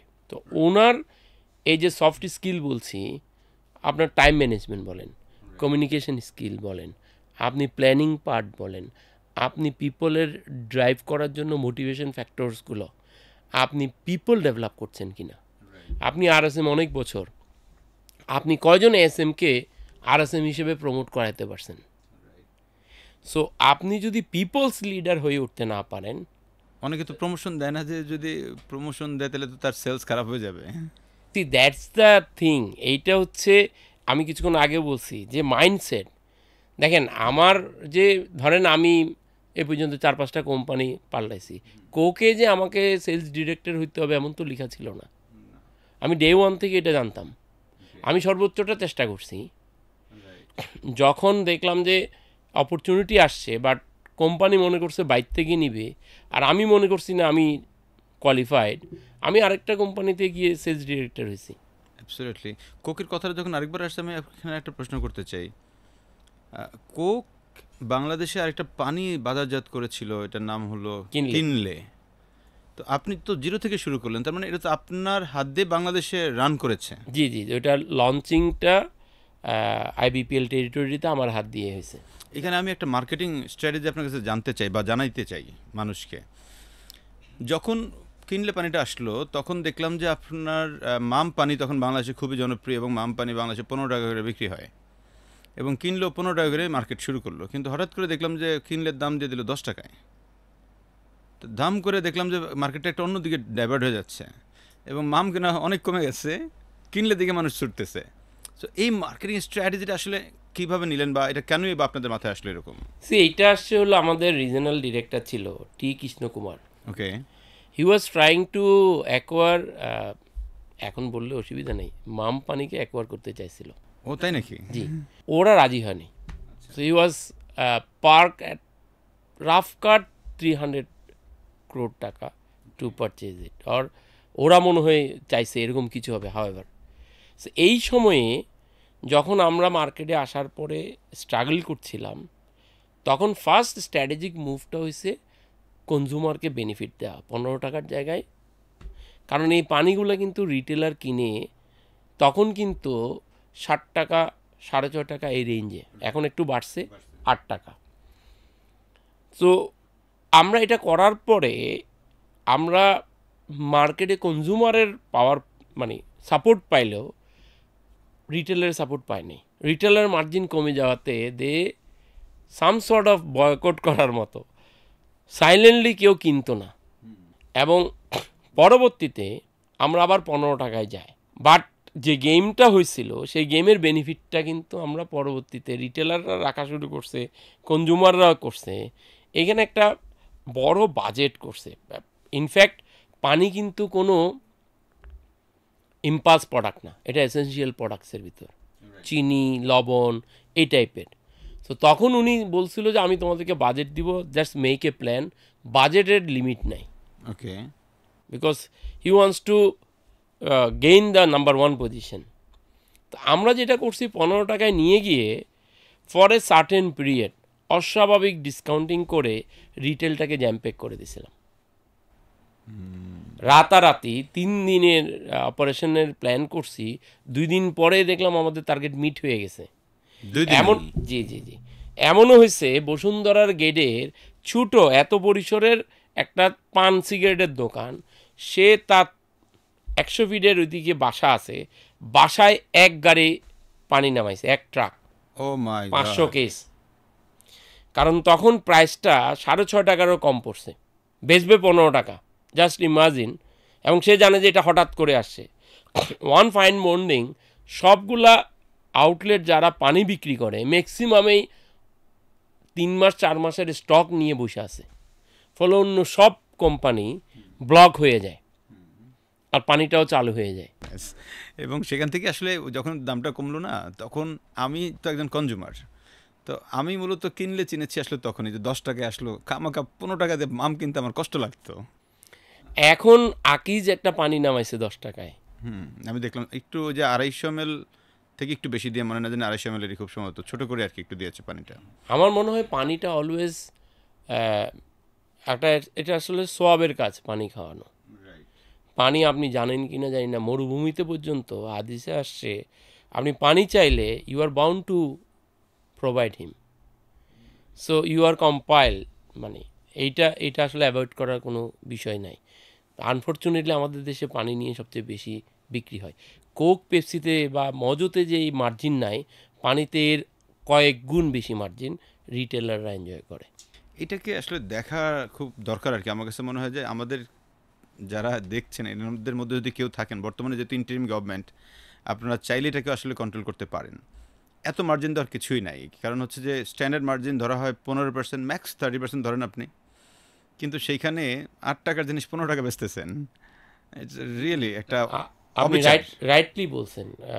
আমি মনে করি বিএসটিআই বা অন্যদের অ্যাটলিস্ট এটা ফিক্স করে দেওয়া উচিত। পানি is an essential product, is not a Glamour, is not for fantasy. Right.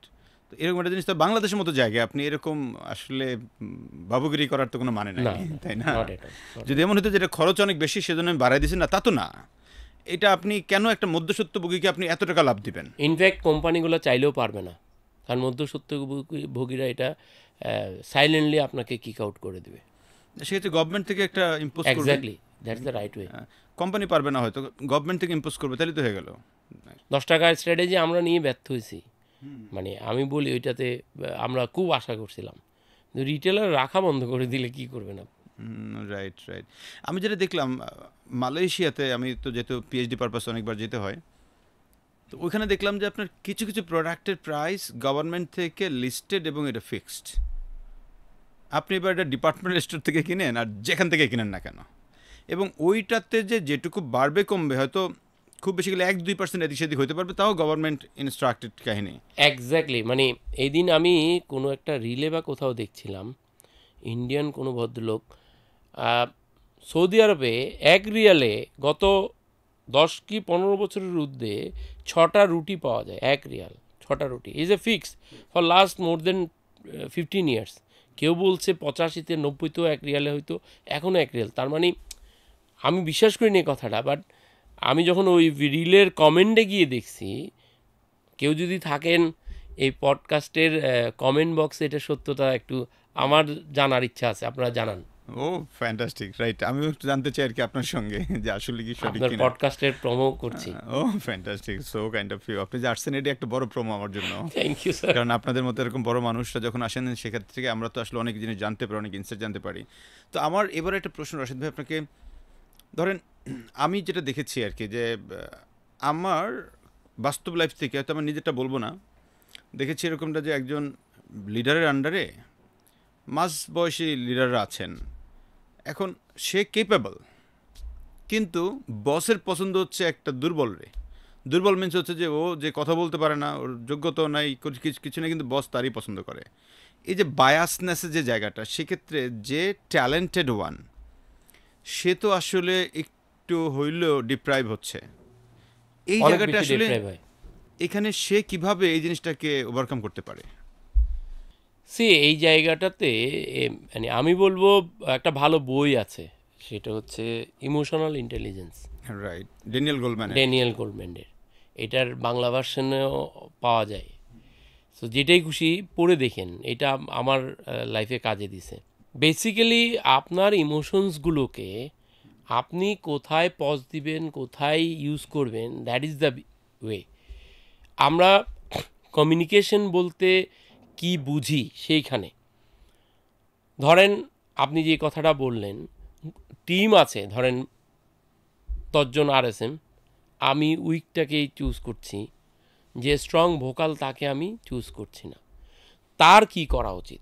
ধরেন আমি যদি RSMটা হই, দেন আমার নতুন নতুন আইডিয়া, যেটা আমার বসকে তার কাজে ইমপ্রুভ করবে, কারণ একটা জিনিস উপর থেকে দেখলে নিচে দেখা যায়, অনেক সময় বাতির নিচে অন্ধকারটা দেখা যায় না।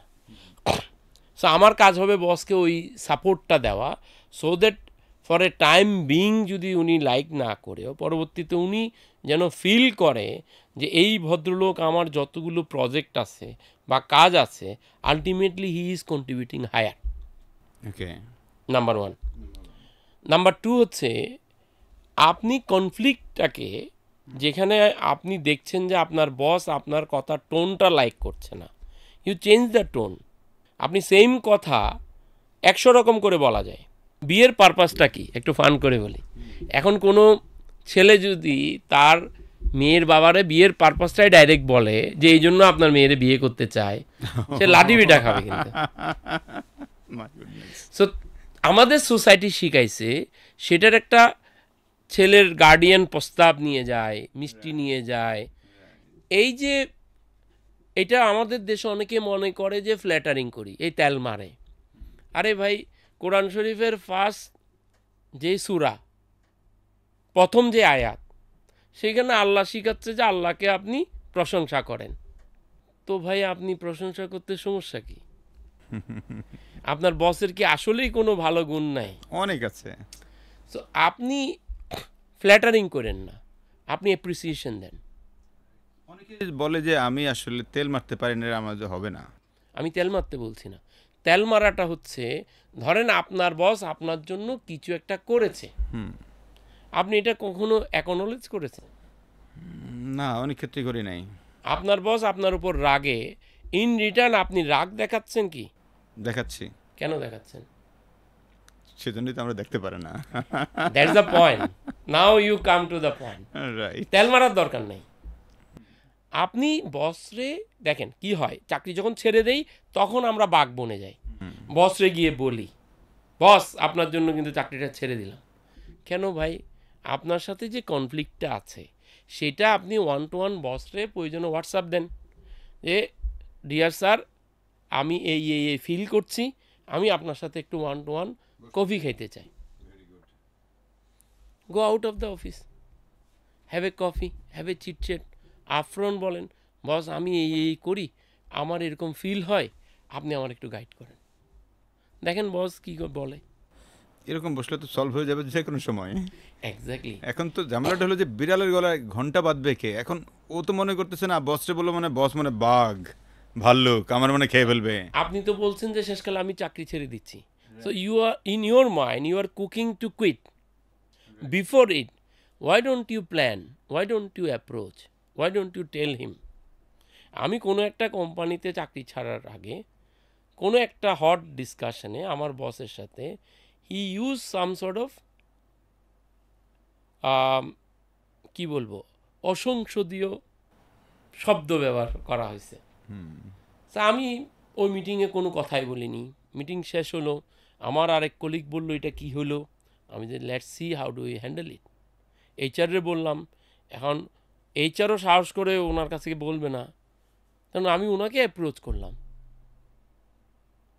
উনি চুপ করে আছে। So I got the message he is not ready to accept.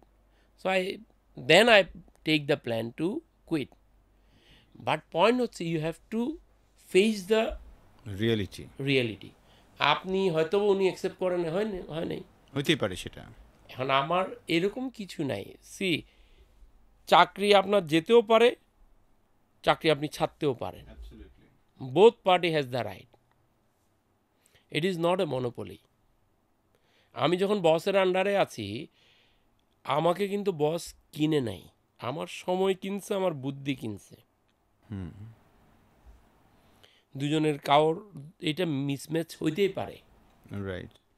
তবে আমি বলবো বস ম্যানেজ করতে যারা পারে তারাই কিন্তু সাকসেসফুল। থ্যাংক ইউ রাশিদ ভাই। এখানে আমি যারা আমাদেরকে দেখছেন তাদেরকে একটা জায়গায় বলতে চাই, চমৎকার করে বেশ কয়েকটা পয়েন্ট বলেছেন। এটার সঙ্গে ইন এডিশন আমাদের ওয়ার্ল্ডের সবচেয়ে বড় ইউনিভার্সিটি যেটা ইউটিউব ইউনিভার্সিটি, সেখানে আপনি হাউ টু ম্যানেজ মাই বস এরকম অনেক ভিডিও পাবেন। চমৎকার করে অনেক ভিডিও আছে, ইভেন হার্ভার্ডের ভিডিও আছে অনেক, কীভাবে টাফ বস ম্যানেজ করতে হয় সেই জায়গাগুলো দেখেন। আর যেটা বললো যে আসলে তেল মারার ব্যাপার না, ব্যাপারটা হচ্ছে আপনি যে কোনো মানুষকে তার কাজের স্বীকৃতি দেওয়াটা খুব জরুরি। উনি যদি আপনার লাইফে কোথাও কন্ট্রিবিউট করে থাকে, আপনি তাকে অফকোর্স কেন অ্যাপ্রিসিয়েট করবেন না? এটা তো ওনার প্রাপ্য।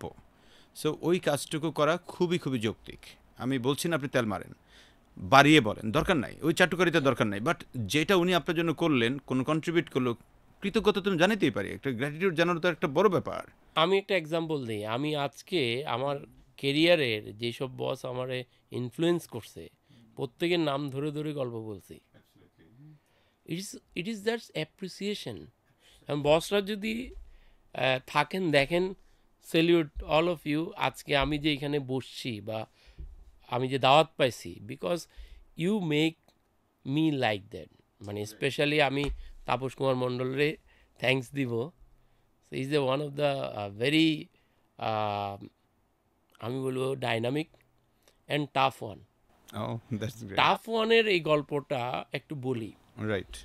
আমাকে নিয়ে গিয়ে বলতেছি প্রায় দিনেই 20টা আমরা ফ্রিজ করছি। এইটা না যে উনি দাঁড়ায় ছিল, উনিও করছে। উনি আমার চেয়ে আগে করতো। ও, আমার মানে বাইন্ডিংসটা বা আমি যে একটা কম্পাইলেশন ফিল করি যে সে কি ফিল করা, যেটা সে কি না আমি উনি করতেছে, এখন আমি দাঁড়ায় থাকি কেমনে? নিজের মধ্যে একটা গাট ফিলিংস থেকে আপনি হ্যাঁ, দৌড়াইতে হয়। Right. Something like competition. So ওই জায়গাটা আমি দেখছি আমার অনেক কলিগ এটা নেগেটিভলি নিছে। Choice is yours, free will. I took it as a competition with him. My fellow colleague who is taking it a বাড়াবাড়ি করছে। পার্সপেক্টিভ যার যেমন সে তো তেমন নিবে আর কি, Exactly. বিষয়টা তাই। রাইট। আমার এখানে আরেকটা যদি প্রশ্ন আপনার কাছে আসে, বেসিক্যালি আপনি তো এখন টপ টায়ারে আছেন, স্পেশালি লাস্ট 3টা সেগমেন্ট যদি চিন্তা করি, আপনি ম্যারিকোতে ডিরেক্টর সেলস ছিলেন, দেন পেপসিতে আপনি ডিরেক্টর সেলস ছিলেন, অ্যাট দ্য সেম টাইম আপনি পোলারেও এরকম হেড অফ সেলস বা টপ পজিশনটাতেই হোল্ড করছেন। কর্পোরেট কোম্পানিগুলোতে আমরা যেটা দেখি যে একটা কর্পোরেট পলিটিক্স বলে একটা কথা আছে। আমি এমনও দেখেছি, আমি লাস্ট একটা কোম্পানিতে ছিলাম, কোম্পানির নামটা এই মুহূর্তে বলছি না, যে সে হচ্ছে আপনার তার কোম্পানির ওই এমডির পিয়ন, যে পিয়নেরে লাগায় রাখতো বিভিন্ন ডিপার্টমেন্টের হেডের কাছে, সিওদের কাছে। 5টা উইং ছিল, 5টা উইংয়ের সিওর ওদের রুমে কারা যায়, এইটা শুনে আবার সে ওই সিওদের সাথে বিহেভ করতো। এই যে একটা ব্যাপার, ওভারঅল একটা পলিটিক্স, সব কিছু মিলে এখানে এমডি নিজে এখানে পলিটিক্সের সাথে জড়িত ইভেন। তো এই জায়গাগুলোতে আসলে বিষয়টা কি এবং এটাকে আপনি কিভাবে দেখছেন, এবং এই সেগমেন্টে যারা নতুন জয়েন করছে কর্পোরেট কোম্পানিগুলোতে বা কর্পোরেট জবে, তারাই বা এটাকে কীভাবে হ্যান্ডেল করবে, কাকেই বা ফলো করবে? সে এইখানে একটু ক্লিয়ার করি। পলিটিক্স কথাটা শুনলে আমাদের রাজনৈতিক ব্যাপারটা আছে, যে রাষ্ট্র ব্যবস্থায় যে রাজনৈতিক দলগুলো আছে, ওটার সাথে কর্পোরেট পলিটিক্স কিন্তু যায় না। আমি যেটা ফিল করি বা আমার যে অবজারভেশন, অধিকাংশ এমপ্লয়ি নিজে বুঝে না he is a part of A corporate politics. আপনাকে কয়েকটা এক্সাম্পল দিই। ধরেন আপনার বস চলে গেছে, ধরেন একজন হেড অফ সেলস চলে গেছে, চলে যাওয়াতে আপনিও ওনার সাথে চলে গেছেন। এরকম দেখবেন হেড অফ সেলস আর কোম্পানিতে গেছে, এই কোম্পানির 20 জন গেছে। এই যে 20 জন, এরা কিন্তু পলিটিক্যাল পার্টির মতো, এটা পলিটিক্যাল বডি। যে কোম্পানি নিচ্ছে সেখানে এটা অবজার্ভ করা উচিত ছিল। So is actually inviting corporate politics. এখানে তো একটা মুদ্রার ওই পিঠও আছে। তাইলে ওই পিঠটা কোথায়, যে যারা এরকম 20 জন মেনটেন করে গেছে, তারা গিয়ে হয়তো ওই কোম্পানিতে নিজের রাজত্ব কায়েম করে ভালো করতেছে। যে আবার সিঙ্গেল আসছে, সিঙ্গেল এসে তো সে ওখানে টিকতে পারে নাই, সে ইন্টারনাল যে কোয়ালিটির শিকার হয়ে গেছে। আমি ইউনিলিভার থেকে সিটি সেলে গেছিলাম, হ্যাঁ আমি বস দিয়ে গেছিলাম, কিন্তু আমি দেখলাম যে হ্যাঁ এটা একটা গ্রুপের মতো হচ্ছে। দেন আমি কোকের যখন মুভ করছি, কোকে আমার লোক বলে কিছু ছিল না। এখানে আমার অনেক কলিগ আছে, আমার লোক বলে কিছু ছিল না। মেরিকোতে যখন গেছি, আমি আমার কোনো লোকরে নিয়ে যাই নাই, পেপসিতেও নিয়ে যাই নাই। এখন যেখানে আছি পোলার আইসক্রিম, আমার কোনো লোক নেই, 10 জন RSM, ওরা সব প্রিভিয়াস। আমি তো ওদের সাথে অ্যাডজাস্ট করছি, আমার তো সমস্যা হয় নাই। এরকম না যে আমার আগের জন যিনি গেছেন উনি এখান থেকে 10 জন থেকে 5 জন নিয়ে গেছেন, উনিও তো নিয়ে যায় নাই। সি আপনি ইভেন আমি আপনারা আরেকটু সূক্ষ্মভাবে যাই, কোকে থাকতে 2-3 জন ছিল চিটংয়ের, আমি আমার জুনিয়র ছিল, ওরা অনেকে আমার সাথে এসে চিটংয়ের ভাষায় কথা বলতে চায়, বস কেন আসেন, ওকে, আমি রেসপন্স করতাম না, simply I don't response, I never. আমি ওরা আলাদা করে ডেকে বলতাম, it is an office, you should not create some sort of communal environment so that other people feel they are not part of that game. ওকে, ওই ব্যারিয়ারটাতে আপনি তাকে ব্যারিয়ারটা টেনে দিতেন। সিম্পল। রাইট। আপনি এমন এমপ্লয়ি পাবেন, ধরেন ডিপার্টমেন্ট হেড, আরেকজন ধরেন for example finance controller, finance controller কিন্তু ডিপার্টমেন্ট হেডের কথা মতো উঠবোস করবে না। He has his own established laws and practice. Chartered accountant, he knows everything. এখন সে যদি আপনারা বলে বসে যে না না এটা হবে না, আমাদের ডিপার্টমেন্ট হেড বলছে, what about you, you are a qualified one, why you are always coding your boss name. এই কোডিং করাটা one kind of corporate politics. Why don't you face the reality? আপনি বলেন এটা এই প্র্যাকটিসের কারণে হবে না, আপনি আর্গু করেন, আপনি আর্গুটা করলেন না, আপনি একটা অথরিটি দেখায়া একটা জিনিসকে চাপাই দিচ্ছেন। Why? If you are a good team member, you should know how to handle the problem, you are expert on that. এখন আপনি কিছুক্ষণ আগে যে কথাটা বললেন যে একজন উইক আরএসএম, আমি উইক আরএসএমরে কেন চাইব? আমি তো চাইবো আমার মতো আরেকজন। আমি যদি 5টা ডামিশ আরএসএমের বস হই, তাহলে তো আমি ডামিশের বস। আমি যদি 5টা টাইগার আরএসএমের বস হই, আমি তো টাইগারের রাজা। থটটা তো ডিফারেন্ট। এখন কর্পোরেট পলিটিক্সটা কী হয়, আপনি পলিটিক্স করে হলো কোম্পানির নর্মস পলিসি মেনটেন করবেন না, আপনি আপনার বসরে ডিঙ্গাইয়া মালিকরে কান কথা দিয়া করবেন। মালিক, এই যে আপনি বলতেছেন পলিটিক্সের পার্ট হচ্ছে, মালিক তো বুঝেন এটা, মালিক ভাবতেছে ইনাদের উপর আমি নজর রাখতেছি। তো আপনি যদি ওনারে বিশ্বাসে না করেন তো ওনারে নিছেন কেন? এমডিদের এই জায়গাটা না মারাত্মক চ্যালেঞ্জ বাংলাদেশ, কারণ আমি নিজে দেখেছি তো এটা।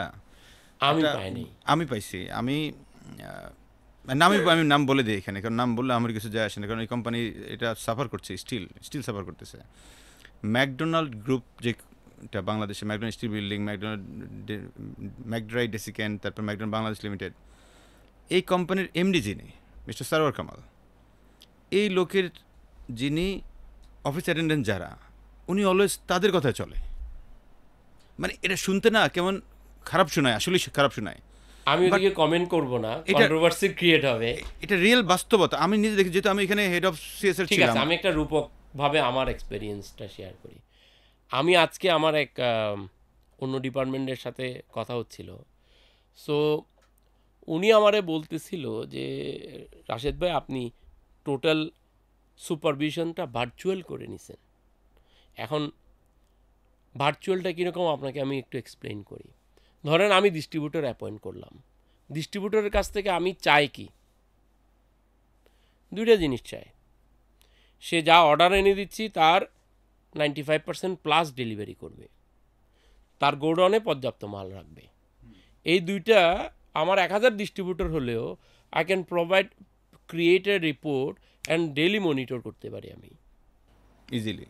আমি সেলস এক্সিকিউটিভ নিলাম, আমার টিমে 110 জনের উপর আছে। How do I know what they are doing? অনেকেই করে, অনেক কোম্পানিতে জিও ট্র্যাকিং করে।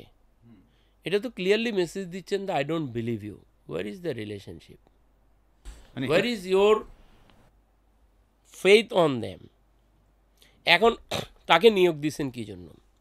তাকে নিয়োগ দিচ্ছেন প্রপার ডিস্ট্রিবিউশন হচ্ছে কি না, তা আপনি প্রপার আউটলেটের এগেনস্টে তার প্রোডাক্ট মাস শেষে কত হয়েছে, ইফেক্টিভ কাভারেজটা হয়েছে কি না সেটা দেখেন, আপনি তার টার্গেট অ্যাচিভ হয়েছে কি না সেটা দেখেন, আপনি প্রয়োজনে আউটলেট লেভেলে সার্ভে করে অডিট করে সেটা সাকসেস হয়েছে না দেখেন।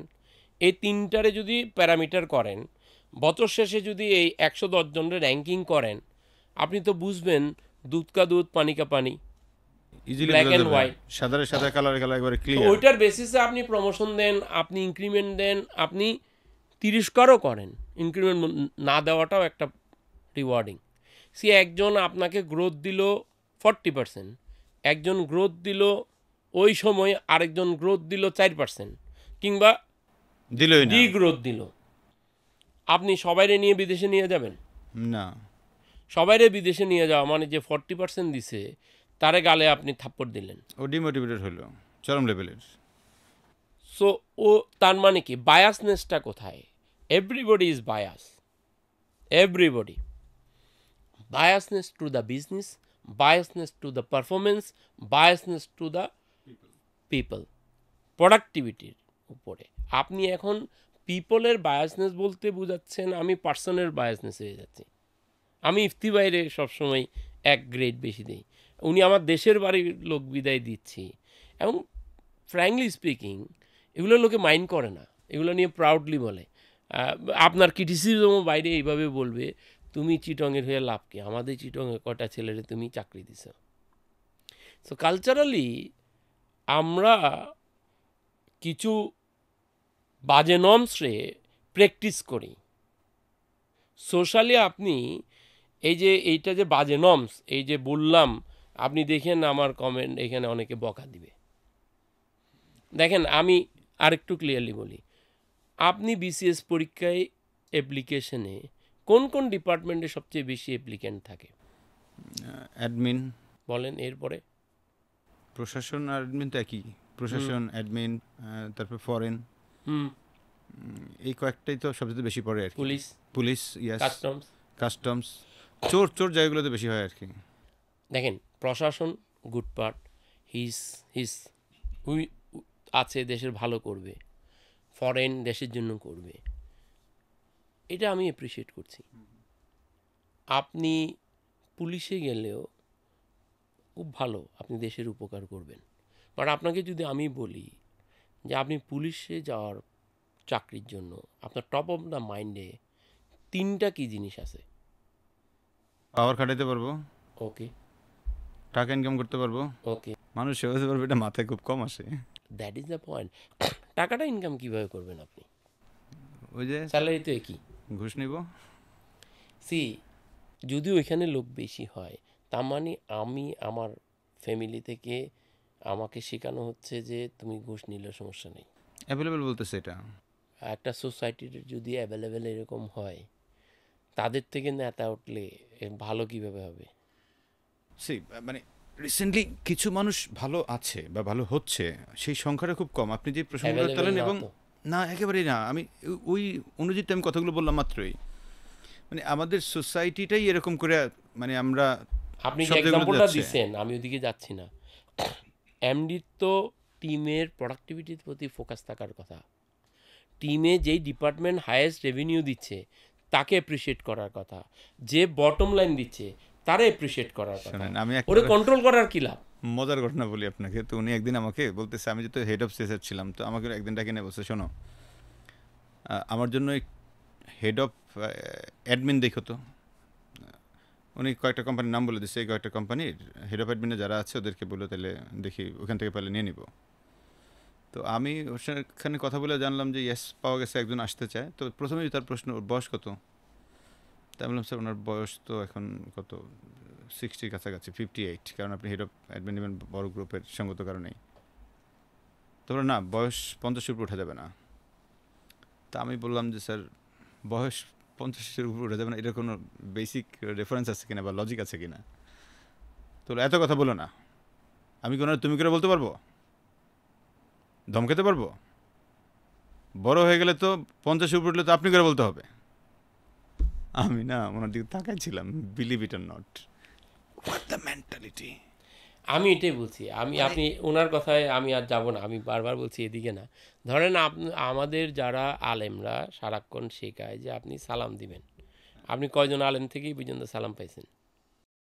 আমি তো পার্টিকুলার কিছু আলেমদের সাথে মিশি, সো ওনারা দেয় আর কি। আমি যে পার্টিকুলার কিছু আলেমদের সাথে যদি মিশি, মানে ওই যে বলছি মেজরিটি, Right. তাহলে আলেমটা কোথায়? আপনি যে আলেম দাবি করছেন, আপনার আলেমটা কোথায়? সো মেজরিটি পিপল যেরকম হচ্ছে, ওখান থেকে যে নেতা উঠে আসছে এদের দুর্বলতা এটা বেশি দেখা যায়। তো আপনি কর্পোরেট পলিটিক্সের কথা বললেন, পলিটিক্সের আপনি যে একটা গ্রুপের অন্তর্ভুক্ত হয়ে যাচ্ছেন না জেনে, আপনি না বুঝে আপনি একটা ধরেন একটা ওপেন ডিসকাস করছে, সেখানে তাকায় থাকেন আপনার পছন্দের বস কি বলে, ওই কথাটা ও যুক্তি হলে আপনি সাপোর্ট করছেন, আপনি তো পলিটিক্সের পার্ট। সো যখন কোনো একটা ঘটনা ঘটে, কোনো কারণে আপনার ওই বস চলে যায়, আমি কিন্তু বেরোবো কেমনে? আমি তো ঢুকে যাচ্ছি, বুঝতে পারছি না। কিন্তু আমি বেরোবার পদ্ধতি আমি বলছি, আবার বলি, আপনি বেস্ট আইডিয়ার জন্য সিক করেন। বেস্ট আইডিয়া কিভাবে পাবেন? বেস্ট আইডিয়া পাবেন আপনি যদি ওই ডিপার্টমেন্টের ওই জায়গায় ইনডেপথ ঘুরেন। ধরেন ডেপো ম্যানেজমেন্ট, আপনি ডেপো ম্যানেজমেন্টের ফিডব্যাকটা পাইতে গেলে আপনি ডেপোর যে সার্ভিস নিচ্ছে, তার মানে ডিস্ট্রিবিউটর, আপনি ডিস্ট্রিবিউটরদের সাথে গিয়ে বসেন, আপনি একটু একটু করে খোঁচান, ও বলবে আপনার প্রবলেম কোথায়। ওয়ান টু ওয়ান করেন, গ্রুপ মিটিং করেন, আপনি সব নোট ডাউন করেন, দেন আপনি বুঝবেন প্রবলেমটা কোথায়। আমরা যারা চাকরিজীবী, আমরা আসলে কি করি? আমরা প্রবলেম সলভ করি। প্রবলেম সলভ করার সবচেয়ে বেস্ট ওয়ে হচ্ছে আপনি আপনার প্রত্যেকটা জায়গায় আপনার কাস্টমার আছে। এই যে বললাম ডিস্ট্রিবিউটর, এরা কাস্টমার, এদের কাছে গিয়ে শুনেন। ঠিক ডেপো থেকে যারা মাল নিয়ে যাচ্ছে সেটা আপনার এমপ্লয়ি, তাদের কাছে গিয়েও শুনেন। দুটা প্রবলেম শোনার পরে আপনি ওইখানে একটা সলিউশন পাবেন। একটা সিম্পল বলি, ধরেন কোনো একটা কোম্পানির ডাইরেক্ট ডিস্ট্রিবিউশন করে দেয়, তার গাড়ি আছে ফর এক্সাম্পল 100টা, তার ড্রাইভারও আছে 100টা। রাইট। সো সার্ভিস আপনি কেমন পাবেন? খারাপ পাবেন। 100টা গাড়ির 100টাই আবার ড্রাইভার, খারাপ পাবেন, ওকে। কারণ আপনার রেশিওটাই ভুল। মানে ড্রাইভার কম্পারেটলি আর বেশি থাকার কথা তো। ডেফিনেটলি। হ্যাঁ। এখন ড্রাইভার তো আপনার 12 ঘন্টা আপনি গাড়িরে ঘুরাইতে পারবেন, কিন্তু ড্রাইভারে ঘুরাইতে পারবেন না। না, সে আসলে 8 ঘন্টা করে 3 সেট ড্রাইভার থাকার কথা, কম করে। কম করে। যদি বলেন যে না ড্রাইভাররা ওভারটাইম করতে চায় বা কিছু কারণে ওরা 10 ঘন্টা, তাহলে তো আপনার 2.5 সেট থাকার কথা, আপনার 250 ড্রাইভার থাকার কথা। প্রবলেমটা কোথায়? আপনি you are making the life very critical. আপনি যার 100টা গাড়ি 100টা ড্রাইভার আছে, তার অ্যাক্সিডেন্ট বেশি হবে, তার কাস্টমারের ডিসস্যাটিসফ্যাকশন বেশি হবে, ডিস্ট্রিবিউশন ঝামেলা পড়বে তো সে। টাকাটা বাঁচাইতে যাচ্ছেন একদিকে, কিন্তু আপনার সার্ভিস কিন্তু আপনি 24 ঘন্টা চালাতে পারবেন না, আপনি বেশি দূর 14 ঘন্টা করবেন। তা আপনার বড় 100টা ট্রাকের যে ক্যাপিটাল ইনভেস্টমেন্ট, ওটা তো মিসইউজ হচ্ছে, আপনি ম্যাক্সিমাইজ করতে পারছেন না। সো ইস্যুটা হচ্ছে আপনি রাইট ডিসিশন নিতে হবে। এই ডিসিশনগুলো, এই যে আপনার প্রোডাক্টিভিটির এই অংশটা বললাম, এটা আপনি যদি সেলস অ্যান্ড ডিস্ট্রিবিউশন হেড হন, আপনি এগুলো মাথা কামাইতে পারবেন। অ্যান্ড মালিক তো আপনার কাছ থেকে MD bottom line top line বুঝে নিবে। টার্গেট তো সিম্পল, আপনি এই 100 গাড়ি দিয়ে আপনি যে প্রোডাক্ট দিচ্ছেন, আমার 1 কার্টুন প্রোডাক্টের কস্ট কত, ধরেন 6 টাকা পড়ে, আপনারে টার্গেট দিয়ে দিবে মেক ইট 5। আপনি সারাদিন বাসায় ঘুমাই থেকেও যদি এটা 4.5 টাকায় নামাই দিতে পারেন, তাহলে তো এমডি স্যারের উচিত আপনারে হায়ার করা, যে আপনি বাসায় থাকেন, আমার সব ঠিক করে দেন। রাইট, রাইট কিনা? অ্যাবসলিউটলি। ধরেন আপনি ডিস্ট্রিবিউটরের প্রবলেম কি, ডিস্ট্রিবিউটর সব এসকিউ পায় না, আপনি রাতারাতি তো ফ্যাক্টরিটারে ডাবল করতে পারবেন না, আপনাকে মেকানিজম ডিজাইন করতে হবে। সাপ্লাই অ্যান্ড ডিমান্ড, এই যে ক্রাইসিসটা আপনি তো পড়ছেন ইকোনমিক্সে, আপনি তো প্র্যাকটিস করছেন, আপনি এইটার জন্য প্রপার ফোরকাস্ট করেন, আপনি সফটওয়্যার ইমপ্লিমেন্ট করেন। হিস্ট্রিক্যাল ডাটা থেকে সফটওয়্যার, এখন এআই আসছে, এআই ইমপ্লিমেন্ট করলে আপনাকে সাজেস্টিভ করবে, অটোমেটিক্যালি আমি পেয়ে যাচ্ছি সব কিছু। 1 বছরের ডাটা থেকে আপনি প্রতি মাসে জানতে পারবেন, তখন এটা রিডিউস হয়ে আসবে, কাস্টমারও হ্যাপি হবে, সেলও বাড়বে, আপনার সেম প্রোডাকশন ফ্যাক্টরি থেকে আপনি অনেক বেশি প্রোডাক্ট ডেলিভারি করতে পারবেন। মানে আপনি ওইটাতেই দেন, ক্যাপিআইটা রাইটফুলি সেট করেন। রাশিদ ভাই, এখানে আমার একটা জায়গায় আমি আবার একটু আপনাকে আনতে চাই ঘুরে ফিরে, কারণ ইদানিংকালে আমি দেখতেছি সেলসে যারা কাজ করে তাদের একটা বড় পেইনের জায়গা হচ্ছে তাদেরকে ট্র্যাকিং করে। তো আপনি এর বিপক্ষেই বললেন, ট্র্যাকিংয়ের বিপক্ষে বলে আপনি যেটা বললেন যে ইয়েস রেদার আপনি এটাকে তার কেপিআইয়ের জায়গা বা বিভিন্ন জায়গায় আপনার মনিটরিংয়ের ডিফারেন্ট ডিভাইসগুলো আপনি ডিভাইস মিনস বিভিন্ন টুলস ইউজ করা, প্রসেস ডেভেলপ করা, মার্কেট কাভারেজ কীরকম হচ্ছে, সেলস কী হচ্ছে, ওইগুলো থেকেই তো আসলে বোঝা যায়। কারণ আমি যদি যখন তাকে আমি ট্র্যাকিং করছি ইন এ সেন্স আমি তাকে আসলে বিশ্বাস করছি না, যাকে আমি বিশ্বাস করছি না সে মানুষটা তো আসলে প্রথম ধাক্কায় আমার সঙ্গে একটা দূরত্ব তৈরি হচ্ছে, অ্যাজ এ রেজাল্ট আমাকে আর ভালো সার্ভিসটা দিবে না। তাইলে ট্র্যাকিং কি তাহলে কোম্পানিগুলো বন্ধ করে দিবে বা করা উচিত কিনা? ছুরি যদি ডাকাতের হাতে থাকে তাহলে সে কি করবে, আর ডাক্তারের হাতে থাকে তাহলে কি করবে? এখন আপনি আমার প্রশ্ন করছেন ছুরিটাই গায়েব করবেন কিনা। Answer is no. গেমটা চোর পুলিশ না, গেমটা ইনসাইড আন্ডারস্ট্যান্ডিং। আমরা প্রচুর ডেটা ক্যাপচার করি, most of us don't know how to use it. Data is an information, ক্যাপচারিংটা হচ্ছে বেসিক জব। ইনফরমেশন থেকে আপনি ডিসিশন মেক করবেন, এই ডিসিশনের উপরে আপনি সাকসেস ফেলিওর অ্যাসেস করবেন, তারপরে তো আপনি উইজডমে যাবেন। রাইট, তার মানে হচ্ছে আমার কাছে ডেটা আছে, I don't know how to use it, or use করে এটারে যে অ্যাকশনেবল করব সেটা বুঝতে পারছি না, অ্যাকশনেবল করার পর যে আপনি উইজডম গেইন করবেন সেই পথে হাঁটছি না। না আমি এটাকে ট্র্যাক করছি ওকে রিভিউ করার জন্য। রাইট, তাহলে কী করা উচিত? গাইডলাইন দিবেন, রিভিউ এত করে কি পাবেন? না মানে আমি সেল খারাপ হয়েছে ফর এক্সাম্পল, আমি কি তাহলে ট্র্যাক করবো কিনা? মানে মানে আসছি রাইট আমি ডাটাটা ক্যাপচার করতেছি। রাইট, আমি ধরেন ওরে জিও ট্যাগিংয়েই করলেন, ও কি কি করে দেখলেন, কিন্তু ওরে আপনি রাইটফুলি প্রপারলি 1 মাসের প্ল্যান কিভাবে করবে সেটা শিখান। স্টিভেন কোভের সে ট্রেনিংয়ে প্রায়োরিটি সেটিং শিখাইছে, যে ম্যাট্রিক্সে ওরে এগুলো শিখান যে ভাইয়া ইম্পর্টেন্ট টাস্কও আছে, আর্জেন্ট টাস্কও আছে, how do you manage this part. এটা তো একজন সেলস এক্সিকিউটিভ সে কি বুঝে এটা? জানি তো না, সে তো জানেই না, স্ট্রাগলিং করতেছে কোনটা আগে কোনটা পরে। আর আপনি সকাল থেকে তিনবার বিকাল পর্যন্ত 3বার বলছেন, 3বারে 2টা করে পরামর্শ দিলে 6টা, সে কোনটা ধরবে কোনটা ছাড়বে? প্রায়োরিটি সেট করা শিখে না। প্রায়োরিটি সেট করা আমি জানি, বসই তো জানে না বসই তো জানে না। That is the point. এই যে বলছে প্রায়োরিটিটার পার্টে আমি কেন তারে দিনে 6বার ফোন করব? এটা তো লেস প্রায়োরিটি জব। আর আমি যদি সারাক্ষণ ফোনে থাকি তাহলে আমি চিন্তা করব কখন, আমি অবজার্ভ করব কখন, আমি প্রবলেমটা আইডেন্টিফাই করব কখন, আমি যে বললাম ডিস্ট্রিবিউটরের সাথে গিয়ে যে আড্ডা দিব সেটা কখন, আমি যে যারা ডেলিভারি দিচ্ছে ওদের সাথে গল্প করব সেটা কখন। বুঝতে পারছি রাশেদ ভাই, আমি আপনার কথাটা ক্লিয়ার। আর একটু ক্লিয়ার করে দিই, হ্যাঁ, আপনি এগুলোর কিছু ড্যাশবোর্ড করেন না। প্লেন যে চালায় পাইলটকে লাফালাফি করে খুব, না তো পাইলট কোনো কিছু কন্ট্রোল করে না, পাইলট তো পুরোটাই কন্ট্রোল করে। তার সামনে একটা ড্যাশবোর্ড থাকে, প্রেসার কত, টেম্পারেচার কত, কি অবস্থায় যাচ্ছে, কত গতিতে, কোথায় যাবে, অল আর সেট।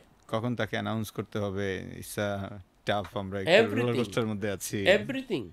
সো পয়েন্ট আমি যেটা মেক করছি, আপনি এটা করেন কেন? কারণ হচ্ছে মোস্টলি আপনি আস্থা রাখতে পারছেন না রেজাল্টটা কি আসবে।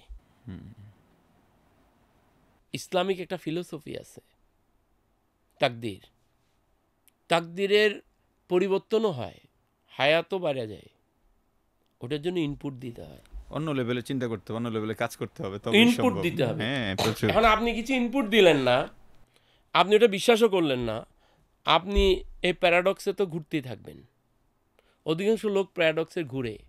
আপনি ভাই প্যারাডক্স থেকে বেরোয়ে একটু আল্লাহর উপর আস্থা রাখেন, আপনার রিজিকের উপর আস্থা রাখেন, আপনি যে লোকটা হায়ার করছেন তার উপর আস্থা রাখেন, তারে ট্রেনিং করান, তারে কোচ দেন, তারে ডেভেলপ করান, আপনি যেগুলো শিখে আসছেন তারে এগুলো শেখান। আপনার এটার সঙ্গে আমার একটা খুব ট্যাগলাইন মনে পড়ছে, আমির খান তার বিখ্যাত একটা মুভি 3 ইডিয়টস, ওইটার মধ্যে সে খুব ফোকাসলি একটা বলার জিনিস চেষ্টা করছে যে focus on excellence not success. ভবিষ্যতে কী হবে না হবে সেটা আসলে আপনার হাতে নাই, আপনি জানেনও না, কিন্তু এক্সিলেন্স যেটা লাইক আপনার দক্ষতার যে জায়গাটা, সেটাকে আপনি বাড়ান প্রতিনিয়ত, যেটা আপনি বলছেন আপনি ট্রেনিং করেন, আপনি এই পিপল ম্যানেজমেন্ট স্কিলস, আপনার ড্যাশবোর্ড, ও কীভাবে কথা বলবে, এই জায়গাগুলোতে আপনি নিজেকে তৈরি করেন, তখন অটোমেটিক্যালি সাকসেস একটা অন্য লেভেলে ধরা দেবে আপনার কাছে। ধরেন আমি এখন যে পজিশনে আছি, আমি যে কোনো দিন সিইও হওয়ার জন্য চেষ্টা করব, বা আছে চেষ্টা। তা আমারে এখন সিইও হওয়াটা শিখাবে কে? আপনার নিজেকে আগে এগিয়ে আসতে হবে ফার্স্ট, এটা তো দেন আছেই। আপনার কে শিখাবে? আপনার মেন্টর, আপনার বস শিখাবে ইভেন আমার বস তো একজন, মেন্টর তো আমি চাইলে 20 জন করতে পারি। ইজিলি। আমি গ্রামীণের সিওর কি স্ট্র্যাটেজিকভাবে কীভাবে করছে, কীভাবে রবির সিও সেটা ট্যাকেল করছে, সবাই তো চিনি আমরা, চেষ্টা Right. করলেই চেনা যায়। রাইট, আপনি ইভেন এলেন মার্কস কী করছে এটাও তো ট্র্যাক করতে পারেন, ইজিলি। করেন না কেন? আমার মধ্যে ক্ষুধা নাই। আমার পয়েন্টটা ওই জায়গায়, আপনি নিজের নিয়ে চিন্তা করেন। আপনার ইউটিউবের সাবস্ক্রাইবার যদি ঝাঁকানাকা হয়, তা আপনার মাথা থেকে স্ট্র্যাটেজি থেকে বের হবে। আপনি কয়টা খুব উচ্চমানের পডকাস্টের ফলো করতেছেন? ফর এক্সাম্পল, আপনি এক্সেলে উইক, তা আপনি যদি ইউটিউবে 5টা 10টা চ্যানেল আছে, অনেক চ্যানেল আছে ভুরি এক্সেল ভুরি। শেখায় ভুরি ভুরি, তা আপনি রেগুলার প্র্যাকটিস করেন না। আমি তো জায়ান্ট হয়ে যাব, মাস্টার হব। এক এক 1000 ঘন্টা তো কোনো ব্যাপারই না। রাইট। রাশিদ ভাই, আমি আপনাকে আরেকটা দুইটা প্রশ্ন করে আজকের মধ্যে শেষ করতে চাই। সো একটা প্রশ্ন হচ্ছে, এসআর বা সেলস রিপ্রেজেন্টেটিভদের বর্তমানে বাংলাদেশে যেরকম আসলে একটা স্যালারি স্ট্রাকচার, আমরা জানি যে গার্মেন্টসে যারা চাকরি করে তাদেরও একটা বেসিক স্ট্যান্ডার্ড আছে। এসআর হিসেবে যারা জয়েন করে, এখানে ম্যাক্সিমাম কোম্পানিগুলোতে দেখা গেছে ইন্টারমিডিয়েটের উপরে, কোথাও গ্র্যাজুয়েশন কমপ্লিট করে, ইভেন যদি ইন্টারমিডিয়েট চাই কিন্তু গ্র্যাজুয়েশন চলে আসে সবই। তো এই সেগমেন্টের একটা বেসিক স্ট্যান্ডার্ড যদি সেট করতে হয়, আসলে কোনটাকে আপনি স্ট্যান্ডার্ড মনে করছেন এবং কেন স্ট্যান্ডার্ডটা তাই হওয়া উচিত? সি, ক্যাপিটালিস্ট সোসাইটিতে আপনি ডিমান্ড অ্যান্ড সাপ্লাইয়ের উপরে ডিপেন্ড করে। ধরুন আমি যখন কোকে ছিলাম, আমি জার্মানিতে গেছি মার্কেট আন্ডারস্ট্যান্ডিং আমাদেরকে ট্রেনিংয়ের পার্ট হিসেবে। আমি যে এমডিআরের সাথে যে অর্ডার কাটে, সে বিএমডাব্লিউ নিয়ে ঘুরতেছে। এমডিআর মানে হচ্ছে যে অর্ডার কাটে, মার্কেট ডেভেলপমেন্ট রিপ্রেজেন্টেটিভ। অর্ডার করে সে বিএমডব্লিউ নিয়ে সে করতেছে। বিএমডাব্লিউ নিয়ে ঘুরতেছে। ওকে। এখন সে বেতন পায়, আমি জিজ্ঞেস করছি একসময় হৃদয়তা হওয়ার পরে, 2300 ইউরো। মাই গুডনেস, 2003 2300 মিন্স তখন আমার অনেক টাকা। বেতনের যা ছিল তার চেয়ে সমান বা বেশি, কাছাকাছি হ্যাঁ। বেশি। পয়েন্ট হচ্ছে ওখানে এত বেশি কেন? ওখানে ওই ধরনের সাপ্লাই নাই। আপনি এমডিআর হয়ে আপনি কেন প্ল্যান করছেন যে আপনি আজীবনে এমডিআর থাকবেন? Okay. Why don't you take it as a platform for 2 years? আমি এমন অনেকেই দেখছি গ্র্যাজুয়েশন নাই, সেই জন্য সে অফিসার হতে পারে না, সব যোগ্যতা আছে। আরে ওপেন ইউনিভার্সিটিতে একটা অ্যাডমিশন নিয়ে পরীক্ষা দিলেই তো হয়, দিবে না? আবার দিছেও আছে। আমার লাইফে এমনও আছে মাল্টি ন্যাশনাল কোম্পানিতে ন্যাশনাল রোল প্লে করতেছে, অ্যাসার ছিল। আমি তো একজনকে চিনি, উনি গ্ল্যাক্সো স্মিথ ক্লাইনের যিনি, ওনার রোলটা শুরু করেছিল, মানে উনি তো এখন নাই, উনি বাংলাদেশের কান্ট্রি ডিরেক্টর ছিলেন। সো উনি ওনার ক্যারিয়ারের রোলটা শুরু করছে সেলস রিপ্রেজেন্টেটিভ থেকে। গ্ল্যাক্সো স্মিথ ক্লাইনের সেলস রিপ্রেজেন্টেটিভ ছিল, সেখান থেকে সে ওই কোম্পানির ডিরেক্টর সেলস হয়েছে। চিন্তা করা যায়। কোকে আপনি এরকম ভুরি ভুরি পাবেন, রিজনাল ডিরেক্টর হয়েছে। আমি আমার এক্সাম্পল বলি, যশোরে থাকতে আমি 2-3 জন পটেনশিয়াল এসআরের ভিতরে একজন এখন একটা কোম্পানির ন্যাশনাল সেলস ম্যানেজার, আরেকজন এখনও ওই কিছুদিন করে এখন রিটায়ার, মাঝে মাঝে চাকরি খুঁজে, এখন ধরেন 50-এর উপর হয়ে গেছে, তারা আর এসআর হিসেবেও নিচ্ছে না। পয়েন্ট হচ্ছে যে আপনি কি ডিজায়ার করেন বা কি স্বপ্ন দেখেন, সেই অনুযায়ী কি অ্যাকশনটা করছেন। অধিকাংশ মোটিভেশনাল টক ফেল করে কেন জানেন? মোটিভেটেড হওয়ার পরে অ্যাকশন যেটা নেয়ার সেটা নেয় না। সেটা নেয় না। অ্যাকশনটা নেয় না কারণ হচ্ছে তার কাছে লং টার্ম কোনো প্ল্যান নাই। রাইট। সো আপনি লং টার্ম প্ল্যানটা সেট করেন, সেই অনুযায়ী অ্যাকশনটা সেট করেন, দেন আপনার মোটিভেশন কাজ দিবে। তার মানে কি আমরা একটা বেসিক স্ট্যান্ডার্ড কি এমনি রাখতে পারি না, তারপরে যে অ্যাটলিস্ট প্রপোজড আপনি আবার পার্সু করছেন, আমি তাহলে আপনাকে এবার দ্বিতীয় পার্সিউ করছি একটা কারণে হলেই দেখেন, আমি আসবো আনসারটাতে, আমি আসতেছি। রাইট। আপনি আমারে বলেন এসআর বা যারা অর্ডার কাটে এদের ভিতরে 40-এর বয়স গেছে এরকম কয়জন দেখবেন? আমার কাছে আসলে ওই পরিসংখ্যানটা নাই, খুব একটা দেখবেন না। খুব একটা ওরা যায় কই? ওরা এন্টারপ্রেনিয়র হয়ে যায় ম্যাক্সিমাম। ভালো ভালো, এই যে আমি বলছি সবাই যে চাকরি করবে এমন তো কোনো কথা নেই। নিজে তো কোনো একটা প্রোডাক্ট নিয়ে আবার নিজে সাপ্লাই করা শুরু করে দেয়। তারা ডিস্ট্রিবিউটর হয়ে যায়, হ্যাঁ, তারা দোকান হয়ে যায়। right. কারণ হচ্ছে একজন দোকানদারের 10টা বুদ্ধি নিয়ে সে দোকান চালাইলে এ যদি 100টা দোকান হ্যান্ডেল করে সে তো 1000 বুদ্ধি তার মাথায় চলে আসে। অটোমেটিক ঠিক আছে, পারমুটেশন কম্বিনেশন করে 500 বুদ্ধি আসে, 200 বুদ্ধি আসে, 100 বুদ্ধি আসে, তখন তো সে নিজেই দাঁড়া করে ফেলতে পারে। আমার কয়েকজন আছে পরিচিত যারা এরকম এসআর থেকে মালিক হয়ে গেছেন, অনেক বড় বড় কোম্পানি। এক্স্যাক্টলি, আমি ওই কথাটাই বলছি। আপনি যেটা বলছেন, আমি যদি একটা দাবিও করি যে না এসআরদেরকে এখন থেকে 1 লাখ টাকা বেতন দিতে হবে, দাবি করলাম, লিটারেলি দাবি করলাম আপনার সামনে, সো এক্সিকিউটিভ কত দিয়ে পাবেন আপনি? সর্বনাশ, তাহলে তো 2 লাখ টাকা। 2 লাখ টাকা। ঠিক আছে, এরিয়া ম্যানেজার 4 লাখ টাকা দিয়ে হবে না। তো আপনি এই যে টাকাটা দিবেন, আপনি যে প্রোডাক্ট বিক্রি করেন ওটার মার্জিন কত? টাকাটা দিবে কে? So it's an part of the economy. আপনি ধরেন, আপনি যদি আমারে জিজ্ঞেস করেন, আমি ইউনিলিভারে তখন 2003 সালে জয়েন করছি সম্ভবত 14,500 টাকায়। তো আমি তো ওই টেরিটরি ম্যানেজার হিসেবে বসেছিলাম না, কন্টিনিউয়াস গ্রো হয়েছে। সিনিয়র টেরিটরি ম্যানেজার হওয়ার পর গাড়ি পাইছি।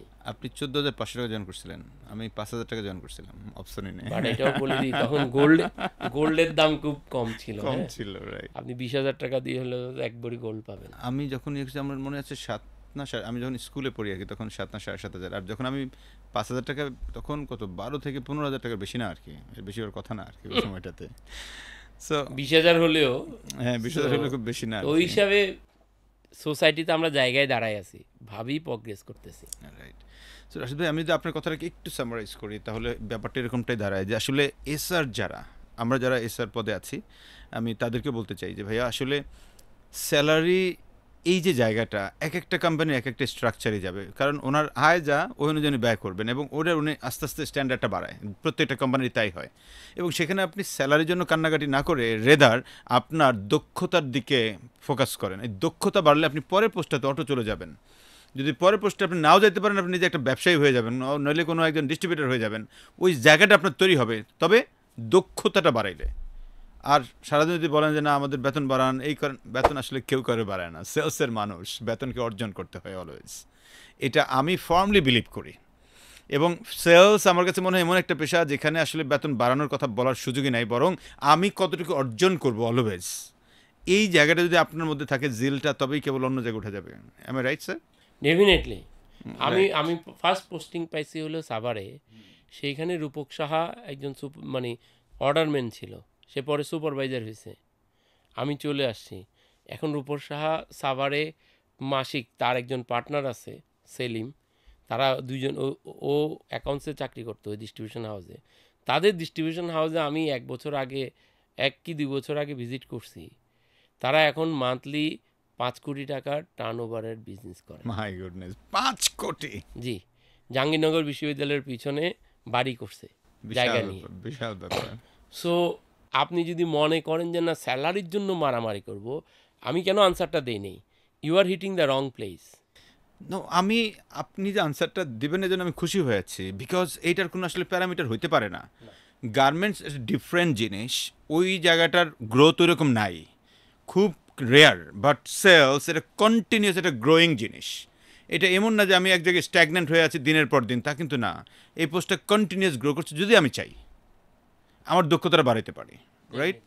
সো রাশিদ ভাই, লম্বা একটা সময় আমরা কাটালাম, অনেক ভালো লাগলো। আমি লাস্ট যে জায়গাটা নিয়ে রেখে আপনি ইয়ে করতে পারেন, সেলসে যারা কাজ করে ওভারঅল মিলে সেলস, এই সেলসের মানুষদের জন্য যদি আপনি 5টা আপনার অভিজ্ঞতার আলোকে পরামর্শ দিতে চান টিপস আকারে, যে ইয়াস এই 5টা বিষয় সেলসের মানুষের মধ্যে থাকতেই হবে, এরকম 5টা কি হতে পারে? সবার আগে হচ্ছে শিকার মানসিকতা থাকতে হবে। লার্নিং মাইন্ডসেট, ওকে, বা যেটাকে আমরা কিউরিয়াস মাইন্ডসেট বলি। ইয়েস, আপনি ধরেন একটা মুদির দোকান চালাচ্ছে, দেখতে ইভেন হইতে পারে জামাটা ছেঁড়া, তাও আপনি তার কাছ থেকে বসে শিখেন। আমি একটা সিম্পল বলি, আমি সাভারের একজন হোলসেলার, নাম বলবো না, আমি ইউনিলিভারে থাকতে হুইল সাবান যে দামে বিক্রি করতাম, বাজারে শুনতাম রিটেলে গেলে উনি ওই দামেই ছেড়ে দেয়, পারলে 2 টাকা কম দেয়। আমি এখন শিখতে হবে, আমার অভ্যাসবশত আমি ওনার সাথে গিয়ে বসলাম আদাব সালাম দিয়ে, উনি আমার সম্মান দিয়ে ওনার গদি ছেড়ে দিছে। আমার কাজ হচ্ছে টাকা গোনা। এর ভিতরে একজন 1 কার্টুন হুইল নিল, ওরে ব্যাগে ডাইলা দিল, কার্টুনটা খুললে বাস করে রেখে দিল, দেখি 2 টাকা কম দেয়। আমি দাদা টাকার হিসেব ভুল হচ্ছে। না না ঠিক আছে এত তো, আমি যে হ্যাঁ রেখে দিন, চলে গেল। আমি যে দাদা এটা কী করলেন, 2 টাকা কম হইল তো। ওই যে কার্টুনটা রাখলাম, এটা 20 টাকা বেচবো, আমার 18 টাকা লাভ হয়েছে। So he knows how to make it. Sales হোলসেলের টেকনিকটা কি, what are their technique to win this market, এটা আমার ওইখান থেকে শিখছি, এটা কেউ শেখাবে না আপনারে। তো লার্নিং মাইন্ডসেট। 2 নম্বর হচ্ছে আপনি আখলাক ঠিক রাখতে হবে। চরিত্র কারো চরিত্রই পারফেক্ট না। আমাদের দেশে তো কেউ এগুলো নিয়ে বললে তার চরিত্র নিয়ে সবাই ঘাটাঘাটি শুরু করে। আপনারা ঘাঁটলে অনেক কিছুই পাবেন আমার নামে, কোনো অসুবিধা নেই, আল্লাহ মাফ করার মালিক। জনগণ কোনো কিছু করবে না, বাট এটা খোঁজাটাও একটা অন্যায় কাজ, হারাম কাজ, নিষিদ্ধ কাজ। আরেকজনের দোষ খুঁজো না। আখলাক সিম্পলি বললে, ধরেন সেলসের লোকদের আমি দেখছি এমপ্যাথি কম, কমিটমেন্ট রক্ষা করতে হবে, এটা ওভারঅল সোসাইটিতে কম। আপনি একটা জেনারেল দেখবেন, আপনি ধরেন কাউরে টাকা লোন দিলেন, ওর থেকে ওটা রিটার্ন নিতে গেলে এক্সকিউজ বলতে হয়, ভাই আমার এই জন্য টাকা লাগে। আরে আপনার আমি লোন দিছি 1 মাসের জন্য, 1 মাস শেষ আপনি আমার টাকা ফেরত দিবেন, দ্যাটস দ্য ডিল। অ্যাবসলিউটলি এটা থাকে না। আপনি দেখবেন বিশাল দাড়ি টুপি রাখে, আপনি ফ্রিজ নিছেন, অন্য কোনো মাল রাখবেন না, কমিটমেন্ট করছেন, কিন্তু ওইখানে অন্য মাল ঢুকায় রাখে। এটা যে একটা অন্যায় কাজ, এটা উনি ফিল করেন না। আমরা যারা চাকরি করছি আমাদেরও অনেক রকম ভুল আছে, আমরা অন্যায়কে অ্যাটলিস্ট অন্যায় বলে মেনে নেওয়া উচিত। অন্যায় দুজনেই করে, যে অন্যায় করে আর এটার উপরে গর্ব করে, আর যে অন্যায় করে সে আবার ভুল বলে তওবা করে, দুইজনেই কিনা কখনোই না। প্র্যাকটিসিং ইসলাম হচ্ছে আপনি অন্যায় হয়ে গেলে তওবা করবেন, আর যে অন্যায় করাটাকে গ্যারান্টেড করে সে কিন্তু আল্লাহর দৃষ্টিতে নিকৃষ্ট। সো আপনি আখলাক ঠিক করার সর্বোচ্চ চেষ্টা করতে থাকবেন, ঠিক হবে না কিন্তু চেষ্টা করতে থাকবেন, এটা 2 নম্বর। 3 নম্বর হচ্ছে আপনি যে সেলসের যে হার্ডশিপটা বলে দিই, আপনাকে সারাক্ষণ এদিক ওদিক ঘুরতে হবে। তো কি হয়, আপনার হঠাৎ পেট মোচড়াইলো, আপনি ওয়াশরুমে যাবেন, আপনাকে রেডি থাকতে হবে, যে কোনো ধরনের ওয়াশরুম হইতে হয়। রাইট। একবেলা 5 স্টারে খাবেন, তো পরের বেলা খাওয়ার না পাওয়ার সম্ভাবনা আছে, মেনে নিন, এটা মেনে নিতে হবে। আপনি ঢাকায় পোস্টিং আছেন, আপনার রংপুর পোস্টিং হইতে পারে, এটারে স্পোর্টিংলি আপনি রিসিভ করেন যে হ্যাঁ এটা ভালো হয়েছে আমি যাই, করে না কিন্তু। আপনি হেড অফ সেলসের স্বপ্ন দেখেন, আপনি 10 বছর 15 বছর চাকরি করছেন, ঢাকার বাইরে কোনো দিন পোস্টিং নেন নাই, আপনার কেন হেড অফ সেলস করবে? প্রশ্নই আসে না, করা উচিত না তো এদেরকে। তা আপনি সেলসে আসছেন, আপনি উঠবেন, সো আপনার হার্ডল যেটা, এটার এনজয় করা শিখেন, বিকজ সেলসে it is unavoidable, it's better to enjoy. Then আপনার ট্রাভেলিং করা, নাইট স্টে করা, এই জায়গাগুলোকে আপনি বেড়াতে যান ভাই, আপনি এটারে এনজয় করেন। আমি এমনও এসএম পাইছি, এই বরিশালে পোস্টিং, কুয়াকাটায় কোনো দিন গিয়ে নাইট হোল্ড করে না, কিন্তু ছুটি নিয়ে বউ বাচ্চা নিয়ে কুয়াকাটায় যাইতে চায়। Peculiar mindset. এমন এটা যে এনজয় করা যায় এটা মনে করে না। আপনি ধরেন কোকে চাকরি করছেন, আপনি বেড়াইতে গিয়েও তো আপনি কাজ করতে পারেন, ফ্রিজ সব তো দেখতেছেন, মাল আছে নাই দেখতেছেন, ওই সময় কাউরে ডিস্টার্ব করার দরকার নেই। তখন হয়তো উত্তেজনায় করছি, এটা ঠিক হয় নাই, বাট ওইটা হোল্ড করে রেখে পরে আপনি অফিস সময়ে এসে ওই ফিডব্যাকটা মার্কেট ভিজিট ফিডব্যাকের মতো হতে পারে। সো আপনি এই লাইফস্টাইলটাকে অ্যাকসেপ্ট করতেন কি না, আপনাকে যে কথাগুলো বললাম, যে লার্নিং, মাইন্ডসেট, আখলাক, আখলাক, আপনার হার্ডশিপ, হার্ডশিপগুলো অ্যাকসেপ্ট করা, আপনি বিভিন্ন চ্যালেঞ্জ, সবচেয়ে বেশি হচ্ছে ইম্পর্টেন্ট ধৈর্যটা রাখবেন, পেশেন্স রাখেন। এগুলো যদি করেন, আর আপনি যদি প্র্যাকটিশিয়ান মুসলিম হন, 5 ওয়াক্ত নামাজ পড়েন, আপনি ক্লিন থাকবেন, আপনি ফ্রেশ থাকবেন। এই যে মেডিটেশনের গল্প বলি, মেডিটেশনের সবচেয়ে গুরু হচ্ছে ফজরের নামাজ জামাতে পড়তে পারা। বড় আমি মাঝে মধ্যে পারি, সবসময় চ্যালেঞ্জ আমিও বলছি না যে আমি সবসময় পারি।